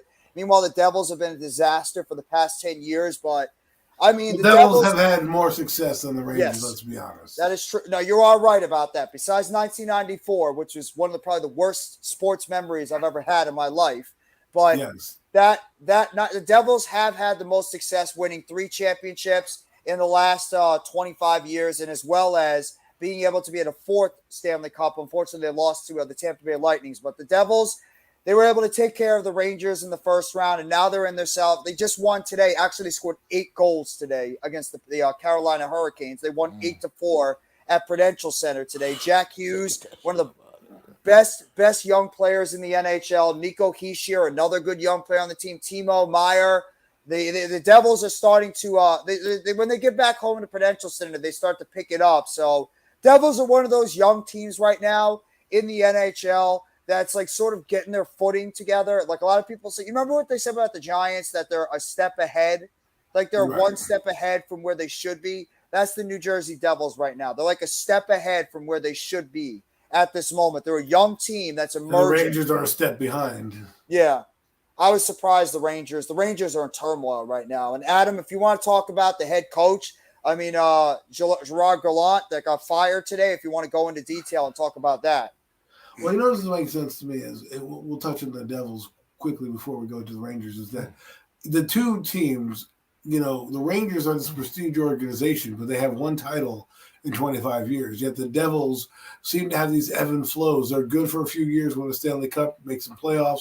Then they're down for a few years. Then they build back up, and they're good for a few years, and then they're down for a few years. It's just been in their history, right? I feel like I'm starting to see Tigers don't change their stripes. The Rangers have fired a coach again. How many times? John Tortorella, Elaine Vigneault, this guy. Like, what do they need to do? They never make the playoffs. And when they do make the playoffs, they either have to have their goalie stand on their head or somebody doesn't come through, right? And it's just like it just frustrates me because we're on rinse and repeat. What are you going to do now? You're going to bring in a whole nother guy to rectify it, to do what? Raise your expectation levels, make the playoffs once, then tell me, hey, we're going to the Stanley Cup this year. We've got this player coming in. We made this trade. We did this trade. And next thing you know, we're back to square one. The problem with the Rangers. Go ahead. No, I was gonna say, like, if the Rangers. If I'm a Ranger fan, I'd be most pissed off because that team has been good for a long time. They've been Right. carrying New York in terms of sports with the way they've been playing, and But there's I'd be really aggravated. there's no championship for it, Jeff. I mean, no, you're right. It's good to be good, but it's great to be great. I mean, when are you going to punch your ticket? They went to the Stanley Cup, And they're wasting that goalie too. They're wasting Right. Shesterkin like they. You're the same as wasted- everybody if you don't win They the wasted championship. Lundqvist, and Adam's they're point. they Right, I wasted mean, Lundqvist, and now they they're couldn't wasting keep up. Shesterkin. They couldn't keep up with the Kings in the Stanley Cup playoffs, right? In that series, they weren't physical enough. The Kings did everything they could. They just outplayed the Rangers that series. I know the Rangers slogged through the playoffs. They were in dogfights every series, but at the end of the day, that was the best shot, and they didn't get it done, right? So to me, right now, the Rangers are like Met fans to me. They flirt with greatness, but they're never kind of punching their ticket to the dance.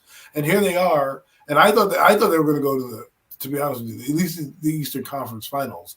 I thought they had a chance with their goalie because, goalies are the reason you win in the playoffs. I mean, look at a lot of these teams that win Stanley Cups is because their goalie has stood on their head to get them there. I mean, I remember the Boston Bruins, their goalie stood on their head the entire series, every playoff game they won the Stanley Cup because of that. And I'm like, Hank used to do that too, but then Hank never had any help. You know what I mean? And now here we are. I feel like it's the same song and dance. They get this great goalie who they try to surround with talent, and whether it's because they get soft in the playoffs. I mean, that's what I feel like the Rangers do. Every time they get to the playoffs, they just aren't physical. They don't have a mean streak. They just get bullied sometimes out the building. And it's like, when am I going to see the Rangers of '94 where they're just beating people up and being the bullies, the aggressors? Versus Jeff Bukaboom. Remember Jeff Bukaboom back in the day? Did a great defensive player on the Rangers. And Brian Lee, those two guys used to be enforcers back there. Now we got guys who want to score from the defensive side. I'm like, dude, do your job. And then when you do that, what happens? They get fast breaks, open nets, one-on-one opportunities with your goalie who stands on his head. But let's be honest, at some point, even the best of the best get scored upon. Yeah. So now here we are back again, square one. I'm sure they'll have a decent draft and draft some young up-and-coming star that they can't use for 3 years, right? Because he's from some country and he's 19 years old, still playing in their pro league. But everyone will be like, oh, he's going to be great. Yeah, great, right? When? Year 2026? Well, I'm glad you brought that up real quickly, Adam, because that's another problem that a lot of Rangers fans have been pissed off about is that they look at the young players on that Rangers roster like a Lafreniere or a Capo Caco, and that these guys were top 2 picks in back-to-back years, and neither one of them have done a damn thing. Meanwhile, you look at the Devils, and their 2 top young players, Heischer and Hughes, are 2 of the best young players in the NHL. So that's what's going to make Rangers fans nuts too, is that their 2 top guys that they drafted in the top of the draft have done jack, and there's a lot of Rangers fans that want to trade these guys away now because they're just not helping the team. Well, that's what the Rangers do. Jeff, name me the roster of the Rangers. How long has been put together? There aren't longevities on the team. You don't have guys, staples anymore that you used to have because they trade all these guys away, right? I forget who that center they got the other day. They traded for, I think it was from San Jose. And Tarasenko, I think his name is. Yeah, and he didn't come through. He didn't come through in the playoffs. And they would just be like, what are you doing? Like, we traded all this money for you, all these draft picks, and you do nothing. And I just feel like the Rangers do that. They build you up in their Eastern Conference, and they're just like, what happens? Why do you fall apart? And I hate wasting goalies. I hate wasting goalies because I feel like you are defined. The goalie is one position in all of sports that is almost equivalent to the quarterback. And the reason why I say that is because they can do so much to manipulate the game in a way where if your goalie stands on his head, look at Martin Tambrodeur. You know how good the Devils were even when they had shitty teams because that guy was in net.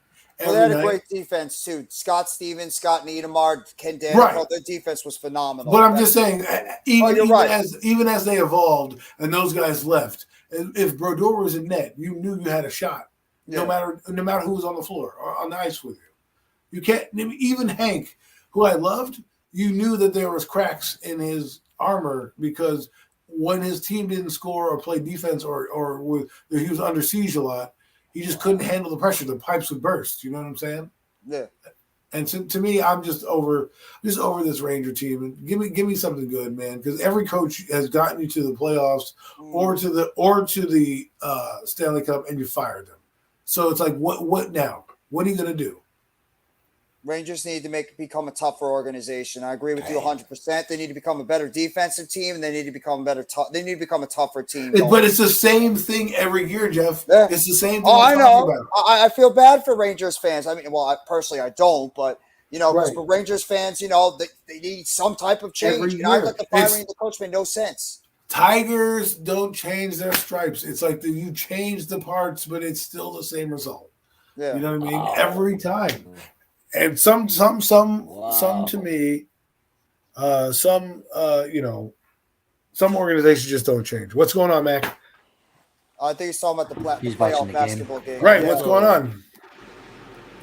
I don't have it on. So Jokic is going nuts back right and now. Forth, man, right now. Yeah.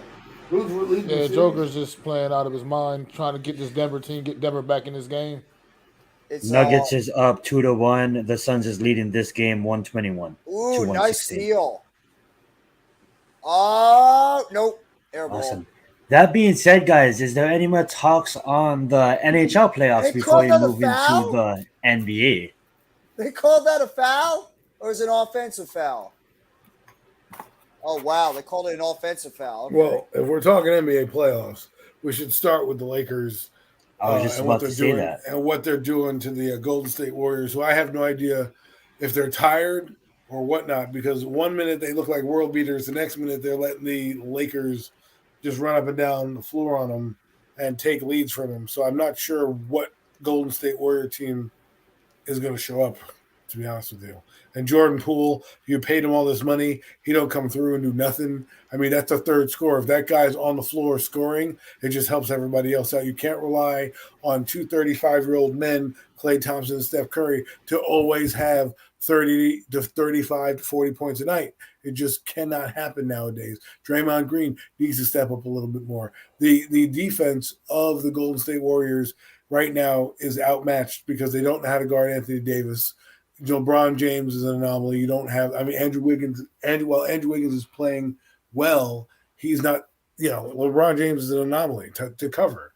But on the flip side of it is you have three guys on that team in Curry, Poole, and Thompson, who Thompson's getting his own shot. Curry is running for his life around there. And Poole is not showing up at all in big spots. And to me, if they want to win this series, this guy has got to be not the X factor. He's got to be the guy we saw last year that basically led them in every game in the playoffs. I think they need to come out with that starting lineup where Poole's in the starting lineup and he's not off the bench. That's the way I'll do it. I'll put Looney, and even like you said, big man, Looney on the bench. Even though Looney has been getting the rebounds, like with people like Anthony Davis and LeBron James and D'Angelo Russell. I mean, like as much as people hate on Westbrook. Like Westbrook is a good player, but Russell is a better player right now. And I just think that he had a big game last night. I think with Anthony Davis and LeBron James, like your shooting got to be on point with a team like the Warriors. And just what you talked about earlier, I didn't mean to really grab the mic from you, Adam, but I'm going to give it back to you in a second. Just like we talked about earlier, if they don't make their shots, if they don't make their threes and they have an off night shooting, it's going to be hard. And yes, they have a lot of shooters on the team, but then with Anthony Davis out there, and I understand the reason to go put Green and go put Poole on the floor and play my minutes because of Davis, but LeBron James and Anthony Davis are just monsters, and I'll let Adam finish his point. Well, if Steve Kerr's got to come up with a lineup that's going to work, because right now, Looney. And I think he's been trying that. Looney gets you second chance points, but once you take Looney out of the game, you can't let Anthony Davis just. I know he's good. Oh! He's mentally not there. Oh! So you need to get into his head, and you need your shooters to play well and your bigs. And what I would do is I would do a small rotation like they did. I would put Green at 5, or Looney at 5, Green at 4, and Wiggins and Thompson and Curry, and have Poole come off the bench, like you said, and really kind of frustrate them. Because, when LeBron James is kind of handled and Davis is handled, the other players on the Lakers aren't that deadly. I mean, they're good players. Yeah, I but agree. they're not crazy. They're not crazy good. But they can produce. You know what I'm saying? And that's the thing. Like it may not. It may be Rui. It may be Austin. It may be Vander, whatever his last name is. I'm sorry, Oh, but Vanderbilt. Vanderbilt. But like they're gonna produce. If the big three, I'm gonna call it the big three. If Russell, KD, and Anthony, KD, AD, and LeBron, say if they're having a bad night, like there's always going to be that one player on the Lakers that's going to show up. And I just think with LeBron and what he defines his game out off of, I love this series because they're both chasing another ring. You know what I'm saying? And Curry's gonna go off no matter what. This is gonna go right down to the wire. Zion, would you like to be an upcoming guest on the Westland Experience? Depends on the time, and if I'm not working at the time, I would love to. It comes down to, and I thank you for the invite. I do like Reeves, but I mean, I'm just saying, like, if you took those two guys, Bron and Davis, off the lineup, it should not be a contest either. And you could say the same thing about Golden State. What I'm seeing right now with the Golden State team is they look a little tired from all, and you can see that they're getting older, right? The Lakers had a little bit of time rest, right? They're a little younger. They also got bounced out of the playoffs last year early, or didn't even make the playoffs last year. So the Warriors have been in the playoffs a long time, defending their title after title. Down in the dynasty at this point, right? It wears you down as a team, and when you have the Lakers, who like you said, their role players are playing well, and the role players of the Nuggets are not. That I mean, of the Golden State players are not. That's the difference in the ball game and free throw shooting. But can you also say yesterday's game, Adam? We all kind of knew that, we knew that the Lakers was kind of somewhat gonna run away with it. And I think the next game, I think it's on Tuesday, I believe, Monday. Yeah, it's on Monday. I think tomorrow's game, we're gonna see that. I still think that the Warriors are gonna show up. This is gonna go down to Game 7 because when you have people like LeBron and you have people like Steph Curry on the other side, like they're not like, if it comes down to, I don't really see the Lakers 3-1 in the Warriors.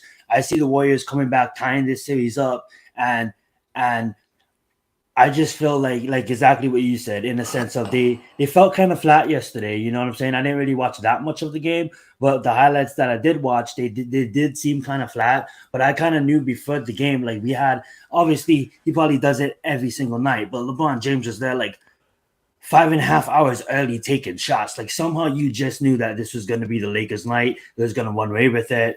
And then there's Seth Curry showing up an hour before the game, right? Yeah, so exactly. So I mean, I get your mentality, I get it, but the things I see from the Warriors are just things that you can't guard.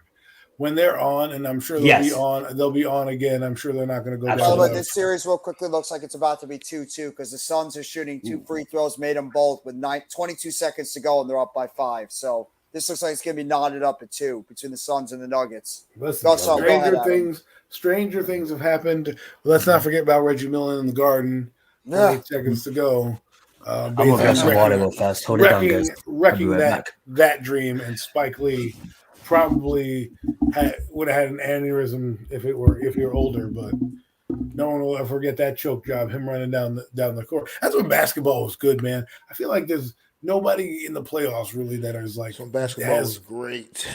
That's when basketball is at the top of its game. Like I kind of like Jimmy Butler. He's kind of got old school vibes to me when he's on. He's got in and out. He's got a mid range game. He could dunk on you. He's a killer. And he's a killer. He does have that mentality. And I look at other teams that's what I want Tatum to be in Boston. I'm like so craving that guy to be like, get to that level, bro. Like you're so good. I just need you to be the guy when the game is on the line. I need you to hit clutch basket after clutch basket. And the thing is, his teammate Brown does it, but he's not as, I don't know how to put it. I don't guess he's not as flashy. He doesn't have the look or whatever it is, but he should be the guy that's being praised more than Tatum, but we're still on Tatum, and I need killer instincts. And look, there he is on the screen right now.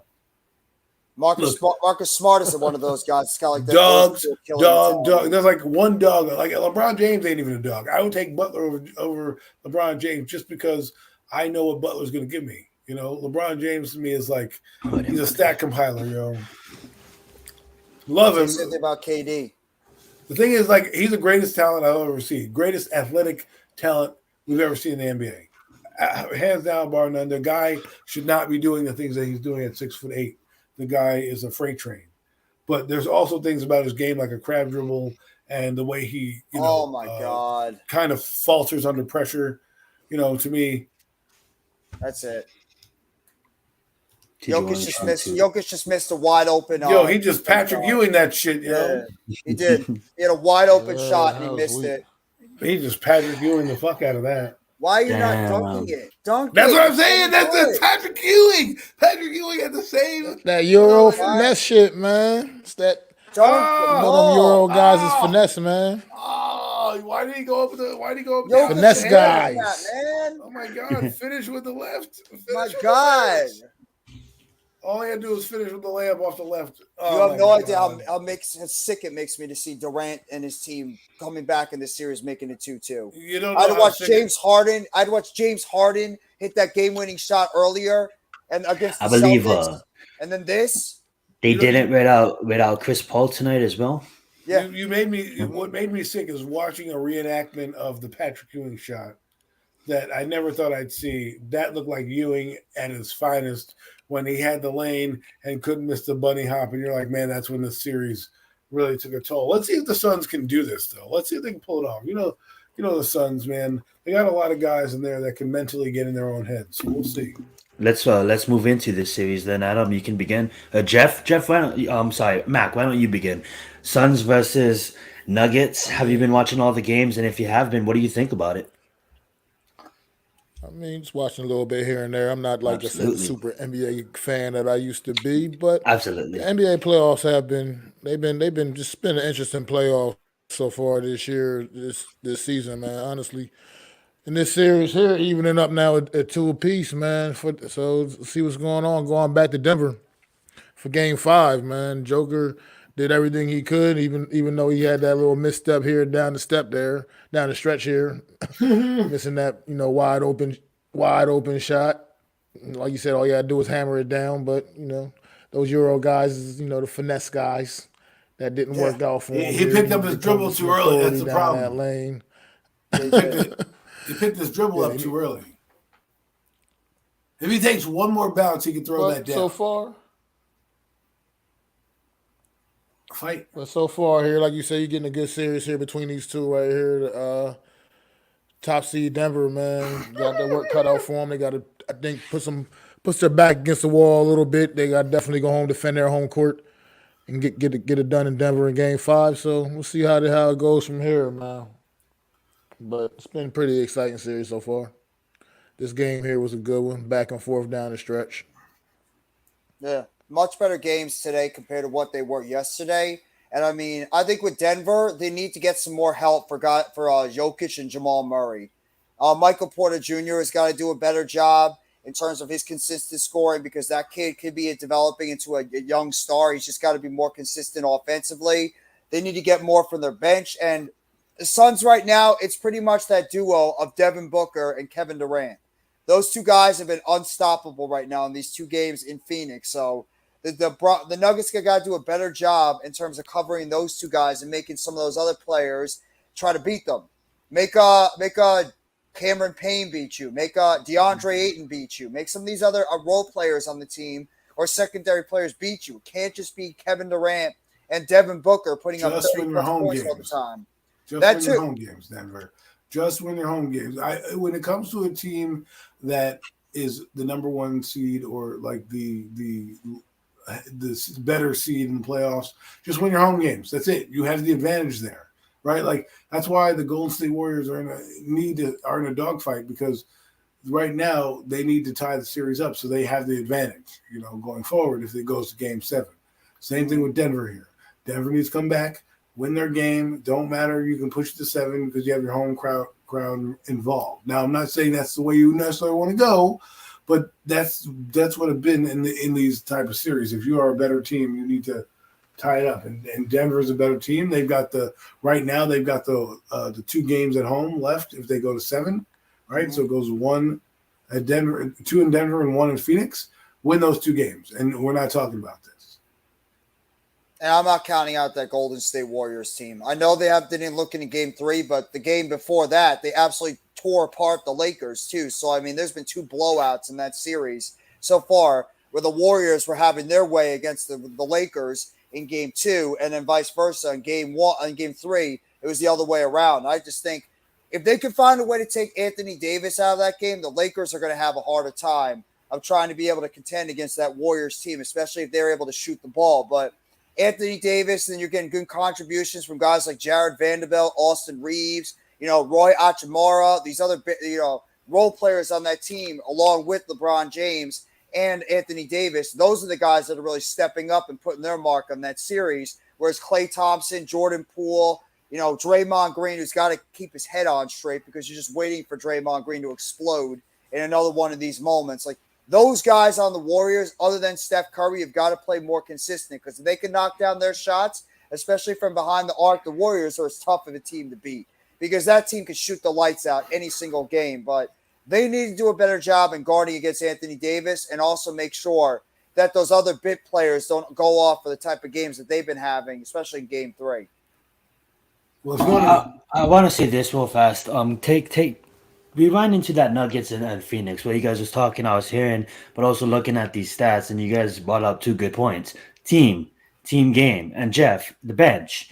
You look at Denver. Their bench shot the ball less than 6 times, less than 5 times actually, right?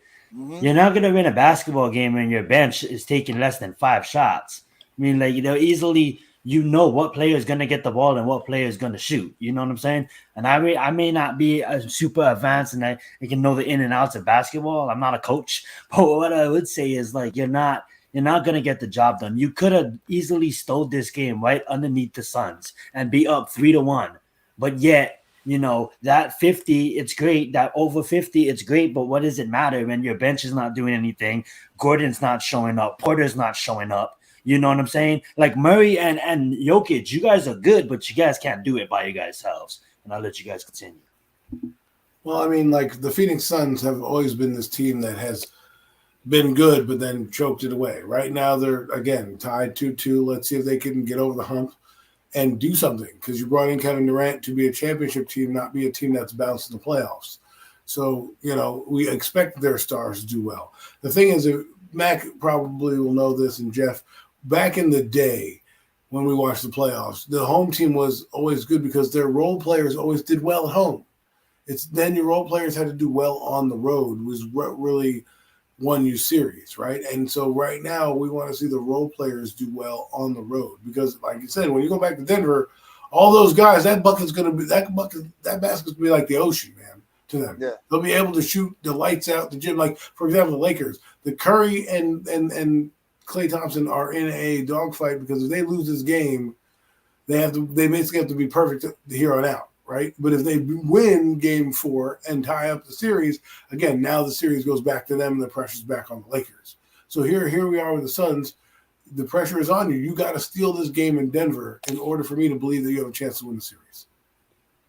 And I'll go right over to the other series. Obviously, I mean, with the Eastern Conference series, the Celtics and the Sixers game was absolutely tremendous today. That was back and forth all over the place between both basketball teams. And then, of course, coming down to the wire, and everybody criticizes James Harden for not being a clutch player when it comes down to it. And what he ended up doing, he ended up hitting that clutch 3-point shot in the outside. And then Marcus Smart was nanoseconds away from winning that game for Boston and giving them a 3-1 series lead. So you're seeing what that Sixers team and right now what Embiid and Harden were able to do. You see, the correlation, what you're seeing in this NBA playoffs, you're seeing a lot of dynamic duos going out there and really dictating the tone of these series right now. I mean, you're seeing with the Nuggets series right now and the Suns, you have Durant and Booker. You obviously have Murray and Jokic. The Celtics, you have Brown and Tatum. The Heat, well, the Heat's really been Jimmy Butler, but Bam Adebayo has been doing a solid job. Knicks, it could be Brunson and Barrett. Obviously, with the Sixers, it's Harden and Embiid. You're seeing dynamic duos make their mark right now. But what's putting some of these teams over the edge is their role players right now going out there and getting the job done. For the Sixers, it could be like McDaniels, Melton, Paul Reed. For the Celtics, obviously, we know the guys, Brogdon, Derek White, Robert Williams, Grant Williams, these other players. The Knicks, their bench has just disappeared right now. And in the Heat, I didn't know about some of these guys on the Heat, but the Heat have a lot of good young players that nobody ever talks about. Max Strus, Gabe Vincent, Caleb Martin, Cody Zeller's made some plays. Duncan Robinson, who's been dusted off, and he's played well. I mean, you need those other guys to correlate with your stars on the team and have these types of performance that could put you over the edge, because superstars could take you so far, but you need that team aspect and have other guys come out of nowhere and put up those types of games that could push you over the top. And that's exactly what the Sixers had today in some of these other games. And obviously what the Heat have been doing and what the type of contributions they've been getting for some of their other guys other than Jimmy Butler. I will say this, speaking on the Heat real fast and what you said, I honestly think that, what the culture that Pat Riley has built in, and then when he handed the coaching duties over to Eric, this team is just shown the culture of the Miami Heat, no matter what, it's the next man up. And one thing I really respected about this team is the developmental. We really spend time with these undrafted free agents, even people we draft. They're not seeing game time. We have a damn near extra coach with Haslam that can come in his last game and just show you him 42 years old, dropping 24 points in 29 minutes. It's just a culture. And now, when Haslam yells at you, you effing listen, it's the style of coaching that we have. And that all starts from the top with Pat Riley, And I just love the developmental, because if it wasn't for the developmental side of things and really getting these players prepared and Jimmy wants to play, the team saying, no, Jimmy, you're sitting down, we got this, and almost handling game 2 at Madison State, in Madison Square, you know what I'm saying? Almost beating the Knicks, you know what I'm saying? That being said, it comes down to just the process of the culture that Pat Riley has set for this team, and he's been doing it for a long time. And we're a pretty damn new team in the NBA, but I'm really damn excited and happy to be a Miami Heat fan. And that being said, I'll let you guys continue. Spoelstra is such a great coach. Nobody should ever disrespect that guy ever again. And nobody people that originally thought, oh, he's got LeBron James, Dwayne Wade, and Chris Bosh on his basketball team. Look at what Eric Spoelstra has done with that Miami Heat organization over these last, 15 years as a head coach. Yep. The dude knows how to coach basketball. And yes, you could say because he's got Pat Riley, who Knicks fans are probably still having nightmares, the fact that he didn't stick with that organization and they let him go instead of with, I think it was Dave Checketts, the GM at the time. They picked Checketts over Pat Riley instead. I'm sure the Knicks fans are having nightmares of Riley doing what he's doing with the Heat, but Spoelstra is such a great coach, and what he does with some of these undrafted players, some of these veterans that they bring in, he knows how to win basketball games, and he deserves the type of props that he's getting. And I would even argue that Spoelstra is on his way to becoming a Hall of Fame head coach with what he's done with that Miami Heat organization. He's really had that team consistently as one of the top teams out there. So shout out to Eric Spoelstra on the job that he's been doing. Tudo, what's up, Tudo? What up? Yeah, that's awesome. Absolutely. I'm just talking this series real fast, and if you guys want to share your thoughts, I don't know. Rumors is that the Knicks go to, when they fly down to Miami, rumors have it in the regular season, they go to Live nightclub and they have themselves a good time. They're NBA players, they can do whatever they want, but I don't know, man. It looked like they went to Live starting out the first 2 quarters of that last game because they just looked washed. They just forced a lot of shots and it just looked nasty. And, that being said, I'm happy to be up. I'm still not taking them lightly. Randall can go off at any moment. Brunson can go off at any moment. Mitchell Robinson got in early foul trouble. I think if he's in the game, he can be more effective. They got a lot of role players that needs to damn show up. quickly and a few others. I know Jeff knows the roster pretty good, and he can probably break those players down when it gets to his turn. But I just think the Knicks are not playing team basketball. They're depending too much on Brunson and Randall to force them to get hot when I just feel it needs to come natural. When you look over on the other side, like Jeff said earlier, with team and with role players, what role players matters, the developmental side of things, people can step on the court from not seeing minutes to come in and drop in 9 points like Duncan Robinson in one game, like, yeah, it's only 9 points, but shit, that 9 points matter. If they win the game by 7, those 9 points matter. Every bucket matters. And by not seeing minutes and to just step up with the next man up mentality, I think we got a little bit ahead of ourselves in game 2 without Jimmy Butler. We kind of didn't really, we was trying to facilitate true Bam, but our shooters was kind of just forcing too much threes. I hated about that. They wasn't really protecting the paint. Like, they didn't have Embiid down there. So it's like, hello, you guys could drive more. We was just attacking too much threes. But we was leading at some point in that game. We was leading by 10, by 15 at one point.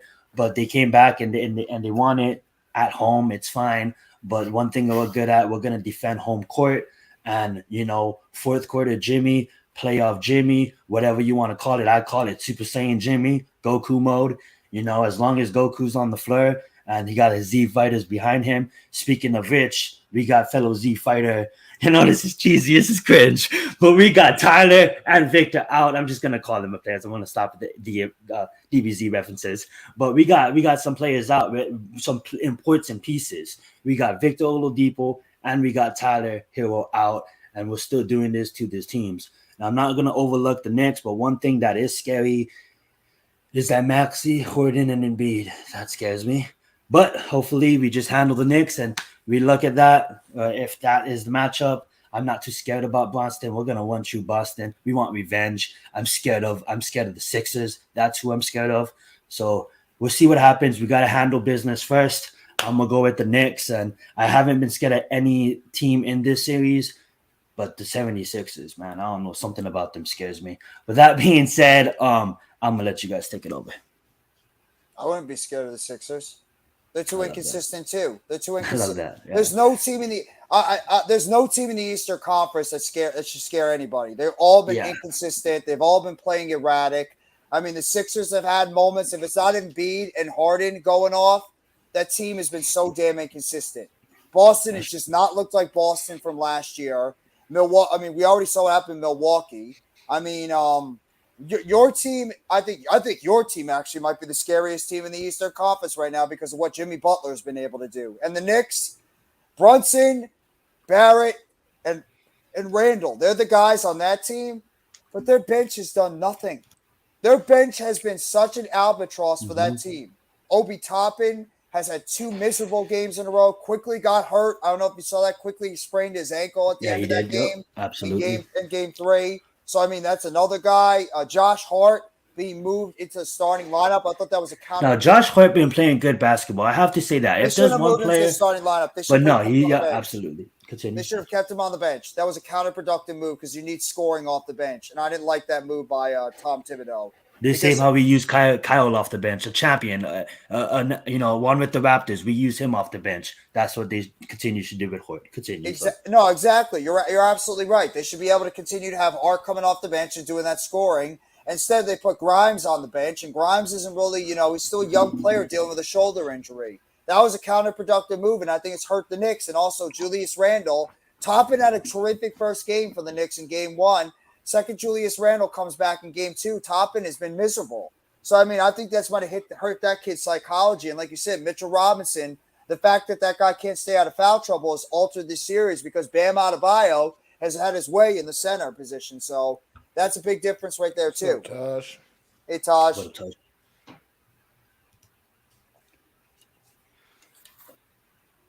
What's your thoughts on the Jeff Adam series, Knicks versus Heat? I think you're winning. That's what I thought about. I think you guys are beating the Knicks. I think you're the better team. I was so confident early on, but as it gets closer, I have to respect other teams. You know what I'm saying? So I'm trying to not scream. I had an early prediction. I said last year. Well, after that 3, I wasn't mad that Butler took that shot. I was not mad because Butler drove us that whole series. But after that shot, I said Miami's gonna meet the Warriors, and that's gonna be the finals. And I said it right after that game, and that's next year. But let's see if the Warriors. Let's see if my prediction holds. Warriors versus Heat, and I said it earlier, like 5 weeks ago, in a little bit more exciting tone. But I'm just excited that we'll get to see basketball at a high level out of Jimmy Butler. And then, some people ask, like, why doesn't he do that in the regular season? Because we wouldn't have him in the playoffs if he did. You know what I'm saying? I'd rather have it in the playoffs than have it at all. And I just think the way we use him is different from the team that drafted him and the Sixers. I just think it's different. I think we use him in a way of he can be the main focus on the offense, and we run our offense through him. And obviously through Bam and when Tyler's on the floor as well. But I talk too much. I'm gonna turn it over to Matt. I'll eat crow real quickly. I mean, I was wrong. I was wrong about the Heat. Remember when you said a couple of weeks ago when I said it wasn't happening? It's got a damn good chance of happening. So I'll eat my crow right now. I was wrong about the Miami Heat. They're a better team in the playoffs, and you were right about saying that this team is different when they get into the playoffs. So I'm eating my crow right now. I was 100% dead wrong about this Miami Heat team. Go ahead, Mac and Adam. Well, just the playoffs in general, man. That's probably been what's been the most compelling for me. It just as a kind of generic NBA fan now, is just watching the 8th seed Miami Heat look like the best team in the East right now. I feel like probably playing the best, most consistent basketball in the Eastern Conference. And then over here in the West, you got the 7th seed of Los Angeles Lakers over there killing it too, man, making noise, man. How crazy would it be if you get that's what you get for the NBA Finals? A Miami rematch from versus the Los 2020. Angeles Lakers. It's the rematch from the bubble versus the 7th seed Lakers, man. That would be absolutely crazy. And right now, the way things are looking, it looks pretty possible. Like it could possibly go that way. So I don't know. Just as a fan, that's been the only thing. I mean, I don't have much. I mean, it's been some interesting basketball. These series have been really fun. We had even in the first round, you had the Sacramento Golden State series. That 7-game series was absolutely epic. Yes. So I mean, it's just been some interesting basketball, I could say, man, going on so far in the NBA playoffs. But I've been keeping my eye on these two teams, right, in particular the Lakers and the Heat, just because I like seeing the underdogs. You know what I mean? Underdogs get it. These guys had to play in the play-in games just to even solidify their spot in the postseason, and the way they're out here killing it right now in the second round in the playoffs in the conference semifinals. So let's just keep I'm just keep hoping for some more compelling storylines like that, man. Keep it going. I would love to see the underdogs getting there like that. That's just for me, just as a generic fan, that's what's most exciting for me. I know Taj is a big Lakers fan, so I would love to see that as well. I wouldn't. I don't want to see the Lakers win again. Haven't they won enough? I'm sick and tired of the Lakers winning. I don't want to see the Lakers win another championship or Boston. Give me something new. Yeah, but you don't see them win championships from being the 7th seed. I don't want to see the Lakers team win anymore, period. I don't care if they're 8th, 7th, 10th, 12th, 13th. I'm tired of the Lakers and the Celtics too. When am I going to get my championship, Matt? When am I getting my championship? That's what I care about. Y'all not. You got to be in it to win it, Jeff. No, we were in it. We just didn't win it. We were in it. We just didn't win it. But you're not in it anymore. So no, we barely were in it. We were like a blip on the radar on that screen. We came in and we flew out of there as quick as possible. I'd rather see the Nuggets. I'd like to see a team like the Nuggets, who nobody ever talks about winning championship. I'd be okay with that too. I mean, I'd be okay with the Nuggets getting in there. Jokic, Murray, Porter. I wouldn't even care if the Warriors win again. I don't hate the Warriors.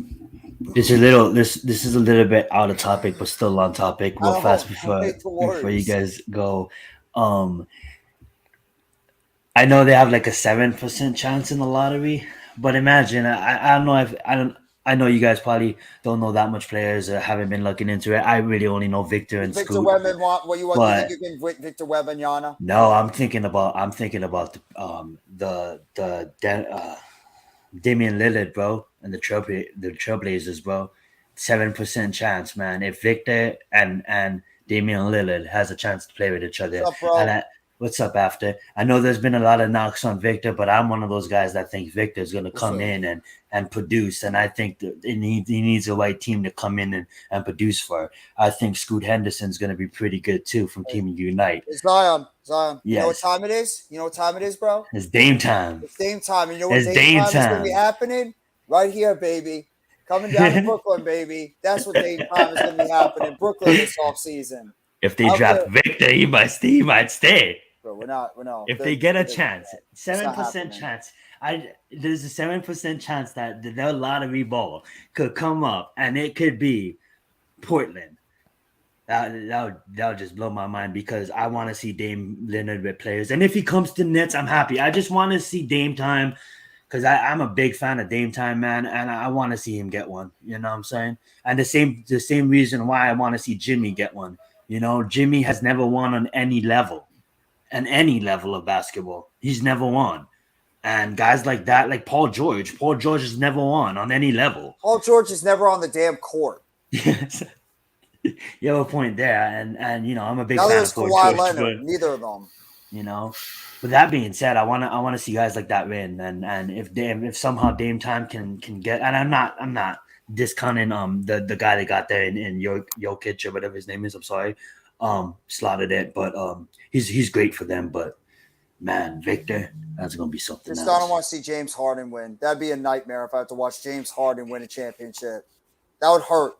That would hurt my soul if James Harden wins the championship after what he did to my team. No, I know you were in my chat when I did the USFL game earlier between the Breakers and the Generals. My God, cool. USFL baby, it's tough to watch. Let's just say that a lot of turnovers, a lot of bad passes, a lot of penalties. I've never seen so many offensive pass interferences in a game that I saw in that Breakers game this afternoon. That was brutal. Like about 4 or 5 times that I saw an offensive pass interference in that game, and penalties and turnovers all over the place. USFL, you're not like the NFL, my friend. Nothing like it. It's brutal. Absolutely. So we're about 2 hours in, guys. I think we moved to our final topic. I know we said we was gonna not go that long, but I think we should spend the next 30 minutes talking about what we're all excited to talk about. Would probably be the NFL draft. So let's talk about it, and we'll talk about our team in general, like the Giants and even other teams that you thought stole the draft that had a good draft, or even the Eagles creating the SEC 2.0 or trying to grab every Georgia player on the board. Whatever you guys want to talk about, the floor is yours. And how about we have Adam open us up? Adam, what do you thought about our draft? What you think about other teams? Talk about NFL in general. Well, you know, Giants had 3 good first-round picks, or first early-day picks. I think guys that can contribute. We'll see. You know, that's always good now in the fairy tale world. Until they step on the field, we have no idea how good they really are. But it was intriguing because everybody knew who those players were. As for the Eagles, they just keep the rich get richer. You know, the rich get richer. So they're gonna be a force to be reckoned with in the next couple of years. And other than that, the draft was just entertaining. Nothing outside of the norm that we saw. I mean, a couple guys fell that, you know, you didn't think was going to fall. Well, Levis kind of fell, but he fell right into the lap of Tennessee. You know, some other guys here and there. I don't know. It was a modest draft. I like what the Giants did. I like what the Jets did as well. So I thought they had a good draft as well. And I also thought the Seahawks had a sneaky good. Seahawks had I love what the Seahawks did. But that's all I got. It's late for me. Sorry. No, it's okay. I mean, I thought the Giants knocked it out of the park with the first 3 rounds. Like you said, Adam, and you're absolutely right. We don't know what these guys are. They have to step on the football field before we really give our grade. But I think Deonte Banks is that type of cornerback on the outside that can lock out the edge. Was something we have needed, because I don't even remember the last time we drafted a cornerback in the first round that has been, or just a drafted cornerback in general that's actually been very good for us. I mean, we could run down the names of guys that have been have been terrible for us, probably since Aaron Ross, Corey Webster, Terrell Thomas. It's probably our last good cornerbacks we've had on this roster drafted. So, I mean, that pick I thought was stellar. He's the guy I was hoping would fall to the Giants. I think he's going to be a good fit for Wink's system. I mean, Mac even said it when he was at the draft. All the Giants fans, we all wanted John Michael Schmitz. We all wanted that center, and he fell right into our lap. He's going to be now the anchor on that offensive line, along with Andrew Thomas and hopefully Evan Neal for that offensive line going into the future. And then Jalen Hyatt. I mean, others are higher on Jalen Hyatt. I think he's a limited route runner. I think he could handle his speed if you have the right type of defense. But the kid is a game breaker on the outside, and he could develop into a potential number one receiver that at the same time, because of his skill set and because of the coaching we have on this, because of the coaching staff we have, they're going to be able to use Hyatt to the best degree. Do you think that Hyatt was only open from the schemes? I see a lot of vert routes. I mean, Jalen Hyatt is going to be – that's what he's going to be when he gets on the Giants. He's going to be a vertical runner. I think also too. I think he has a lot of motivation behind him. I think his speed is the reason why we drafted him. We're trying to go with a faster based offense, and I also think we have the elite. I'm just saying, elite coaching staff to do it, to develop him. And I think Eric Gray was a solid pick in the 5th round too. I think that was still in the 5th. Not to take over, Jeff, but to pass the mic to me, and then I'll pass the mic to Mac. What I will say real fast to make it nice and short, because I know it's late and I know everybody got work tomorrow. But that being said, I think every player that we did draft, we didn't reach for. It fell to us exactly what we needed. I think the trade up for Hyatt was needed because other teams was out there to get him. I do believe I'm going to give you these ceilings on these players, and keep in mind these are the ceiling. Hopefully this elite coaching staff can get these players where they need to be. I think Banks in a couple of years could be a top 5 cornerback in this league with the Mick Martindale system. I think John could be a Pro Bowl, All-Pro center with this right system, and I think Hyatt could be hopefully. We don't really need him to be all pro receiving, but I honestly think Hyatt could definitely be a top 12 receiver in this league in a matter of a couple of years if everything goes well. Really, we don't know. And I think Eric Gary is a perfect pickup right outside of Barkley, switching that off. We still don't know what's going to happen with Barkley's contract, but he's going to probably be on this team. I'm going to say a shout out to Sexy Dexy on his $90 million. That was absolutely well paid, well deserved. Love what he said in his presser. I just wanted to be respected. I wasn't looking to break any records. That absolutely makes me happy. I'm a big Sexy Dexy fan. Yes, I call him that. That being said, I think we have an elite front office as well, picking these players exactly what they need to be. And we said, these players are still need to develop. We have a lot of skills in undrafted free agents, and also some great additions to depth in the back later rounds of the draft. I want to keep a close eye on this Bryce kid. I think this Bryce kid. That's the kid I'm really like him. I actually have a quick hot take. I think he's. Go ahead. I'm higher on Bryce Ford Wheaton. I was just about to say that. Than Tennessee. Than Jalen Hyatt. I think Bryce Ford Wheaton was a steal in undrafted. I absolutely think that. That being said, I really wanted Matt Landers, but he went to Seattle undrafted, and I think Bryce is the exact same thing. Wow, 6'4", 3.8. Let's and I was gonna say let's see, but we're gonna see because I believe in this coaching staff. So that being said, we'll see how these guys develop. Obviously, that's the ceiling. So take that with keyword ceiling, guys. I think they can get to. Will they get to? We'll see. The draft can't be graded overnight. It's gonna take about 3 to 4 years. But hopefully, what this team has shown with the pieces they had last year. Add in the pieces they added in free agency and the draft. I'm absolutely excited. Go right ahead, Mac.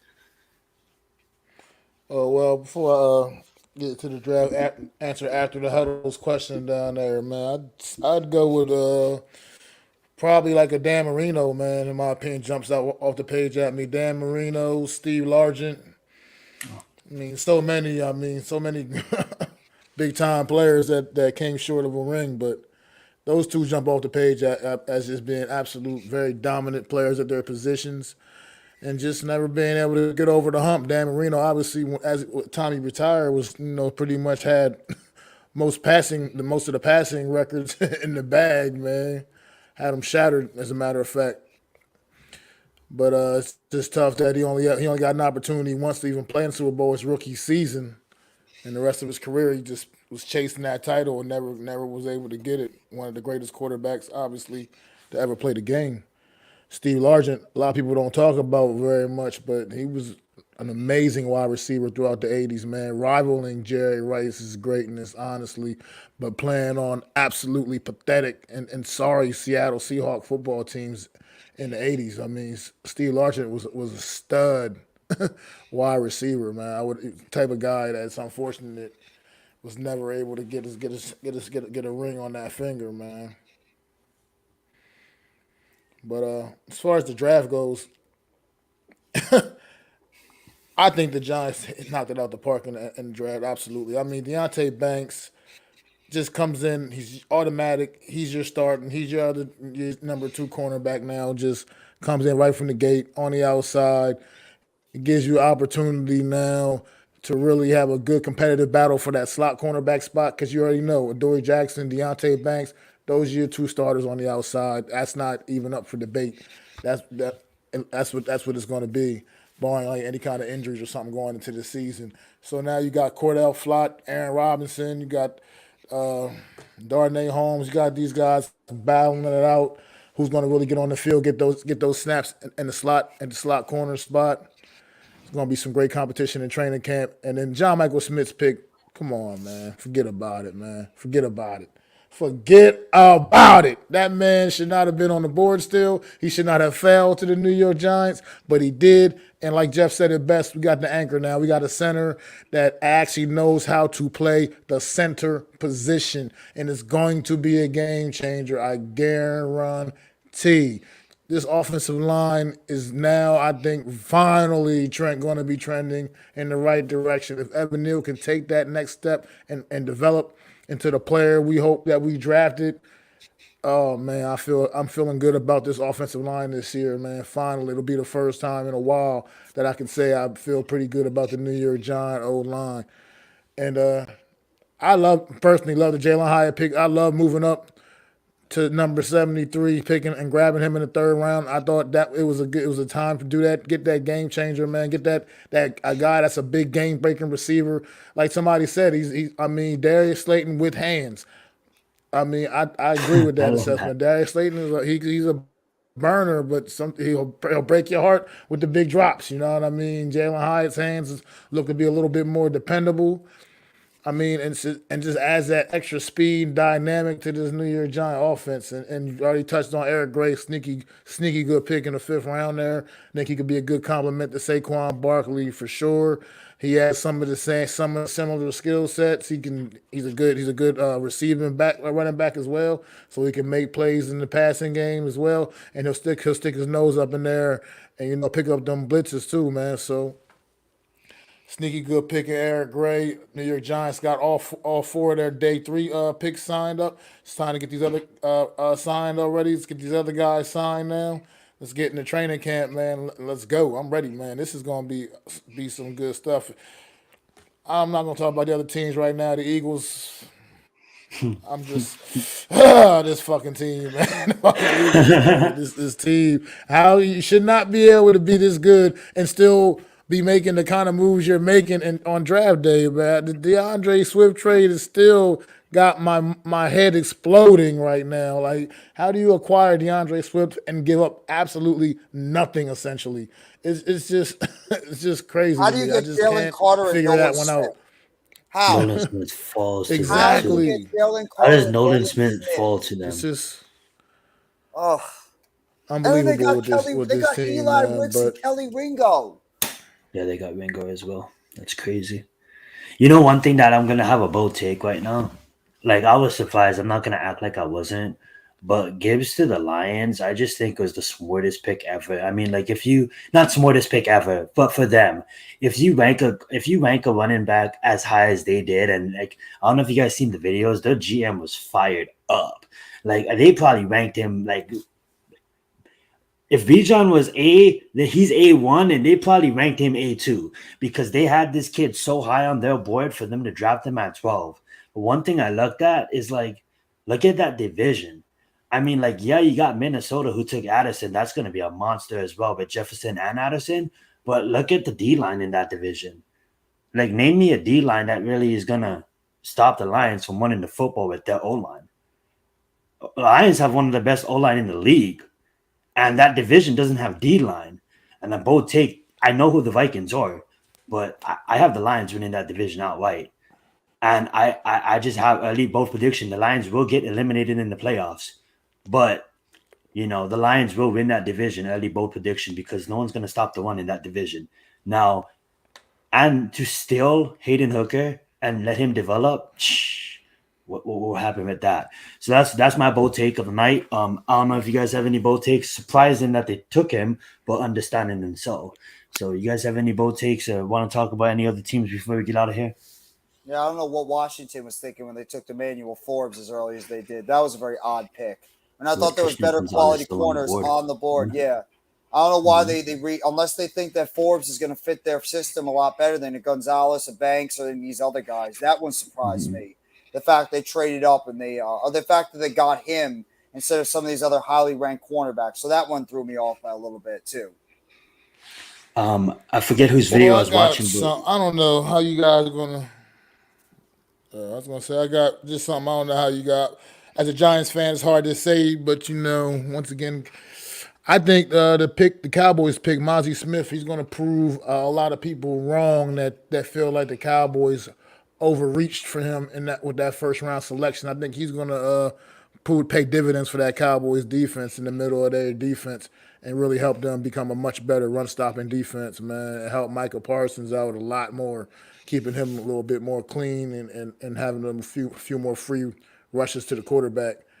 I think it's going to pay dividends, and I think he's going to shut people up. A lot of people that was talk of the weekend. Cowboys reached in the first round. They could have got him in the second round. I don't think they could have personally. I don't think he would have dropped to them in the second round, and I think they went up there. They got their guy. I think he's going to prove a lot of people wrong.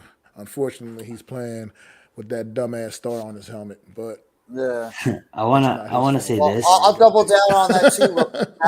There's another guy on that team. I think that Dallas surprisingly was able to get Demarion Overshown out of Texas. They snatched that kid up, and when I saw him now having to wear that stupid star on his head, like you said, that one hurt because I think Overshown is one of those players. If he's developed correctly in that Dan Quinn defense, he could become an underrated, scary player playing with Parsons on that linebacking core. That's one guy that I was really not happy to see Dallas pick up in those mid rounds because I think he has the talent, that raw ability where if you could get it out of him, he could be one of those scary players going into like his second, third year. I don't know why he's going to be like as a rookie, but Demarion Overshown was a great pick by Dallas. I would say this. Others may, but as an in-division opponent, I don't laugh at Dallas's picks no more because what they got going on, like they know how to draft. Yeah, exactly. Like the whatever list came out ranking these teams to update their facilities. And if you duck down at Jerryville has one of the best facilities in all of football. Like Giants rank really high as well. But what they got down there for these players and also the developmental side of things down in Dallas is different from these other teams. And we know because we've been playing them all these years. You should know not to laugh at Dallas's picks because they just got good developmental and they treat their players really. Players get treated different down in Jerry'sville. You know what I'm saying? They got they got acres for them. You know what I'm saying? So I learned not to laugh at Jerry's picks because they got good development down there. Screw them. I'll laugh. Laugh, but yeah. I'm so sick of losing to that damn football team already. Well, we're not gonna lose that often. We got a good team with elite coaching staff, and then we'll leave it at this. Unless you guys have any final thoughts, but my final thought is I was watching this one guy's video. I forgot who he was. We don't know him personally, but he said he did say, and he's not a Giants content creator. He did say this good thing about Banks. He said Banks is the kind of cornerback that he'll give up in the first quarter. He'll give up a touchdown, but for the rest of the game, he'll adjust and he'll just lock in. And nobody could do anything on him. Now, obviously, it's a different game. Now he's jumping into a different level of the NFL. I'm hoping that he can be that cornerback that we need. Put him on the island. Early days, nobody wanted to throw it towards Richard Sherman's side of the field, towards your Darrell Reeves' side of the field. Now, I don't think he plays like them per se. I think he plays more like Humphreys. But regardless, the way he plays, we need a person that we don't need to worry about that side of the field. Banks is out there. Adoree got his job, and McKinley's back, and it's gonna be fun. It's gonna be fun to watch. Any final thoughts, guys, before we get out of here? Bold take. Giants are going to have one of the best offensive lines in the next year or two. With Andrew Thomas, the fact that he's an all-pro right now and he's going to get his money soon. I mean, John Michael Schmitz, come on. The dude is giving me a beast at center. You're even hearing in minicamp people are intimidated by this dude, which is a great thing to hear. Evan Neal, I still think is going to round out into a good player. And we have depth at guard, so we can put whoever we want at that guard position. I don't think it's going to be that big of a drop-off. So I believe the offensive line is going to be one of the best offensive lines in the National Football League in the next couple of years. And one thing else, I want to touch on that. He snaps the football with the dead ball snap. And I know we all know what the dead ball snap is, but for those who don't, the dead ball snap is you put the football face up in the ground and you hold it at his nose. So when you hike it to the quarterback, your wrist can't turn. So it's a good direct snap to the quarterback. So the quarterback doesn't need to go like that and reach for the ball, and not and he's been taught that, and he's gonna hopefully Daniel Jones accepts that and they can work on chemistry with that. I think Daniel Jones doesn't care how the center snaps the ball, and I just think they work on chemistry and what Jeff said. Oh, another hot take. Adam's gonna become a Daniel Jones fan by the end of this season. Adam's gonna become a Daniel Jones guy by the end of 2023. Let's get it. That being said, you guys have a great night. Thanks for tuning in to Premium Takes. Let's get it. We out.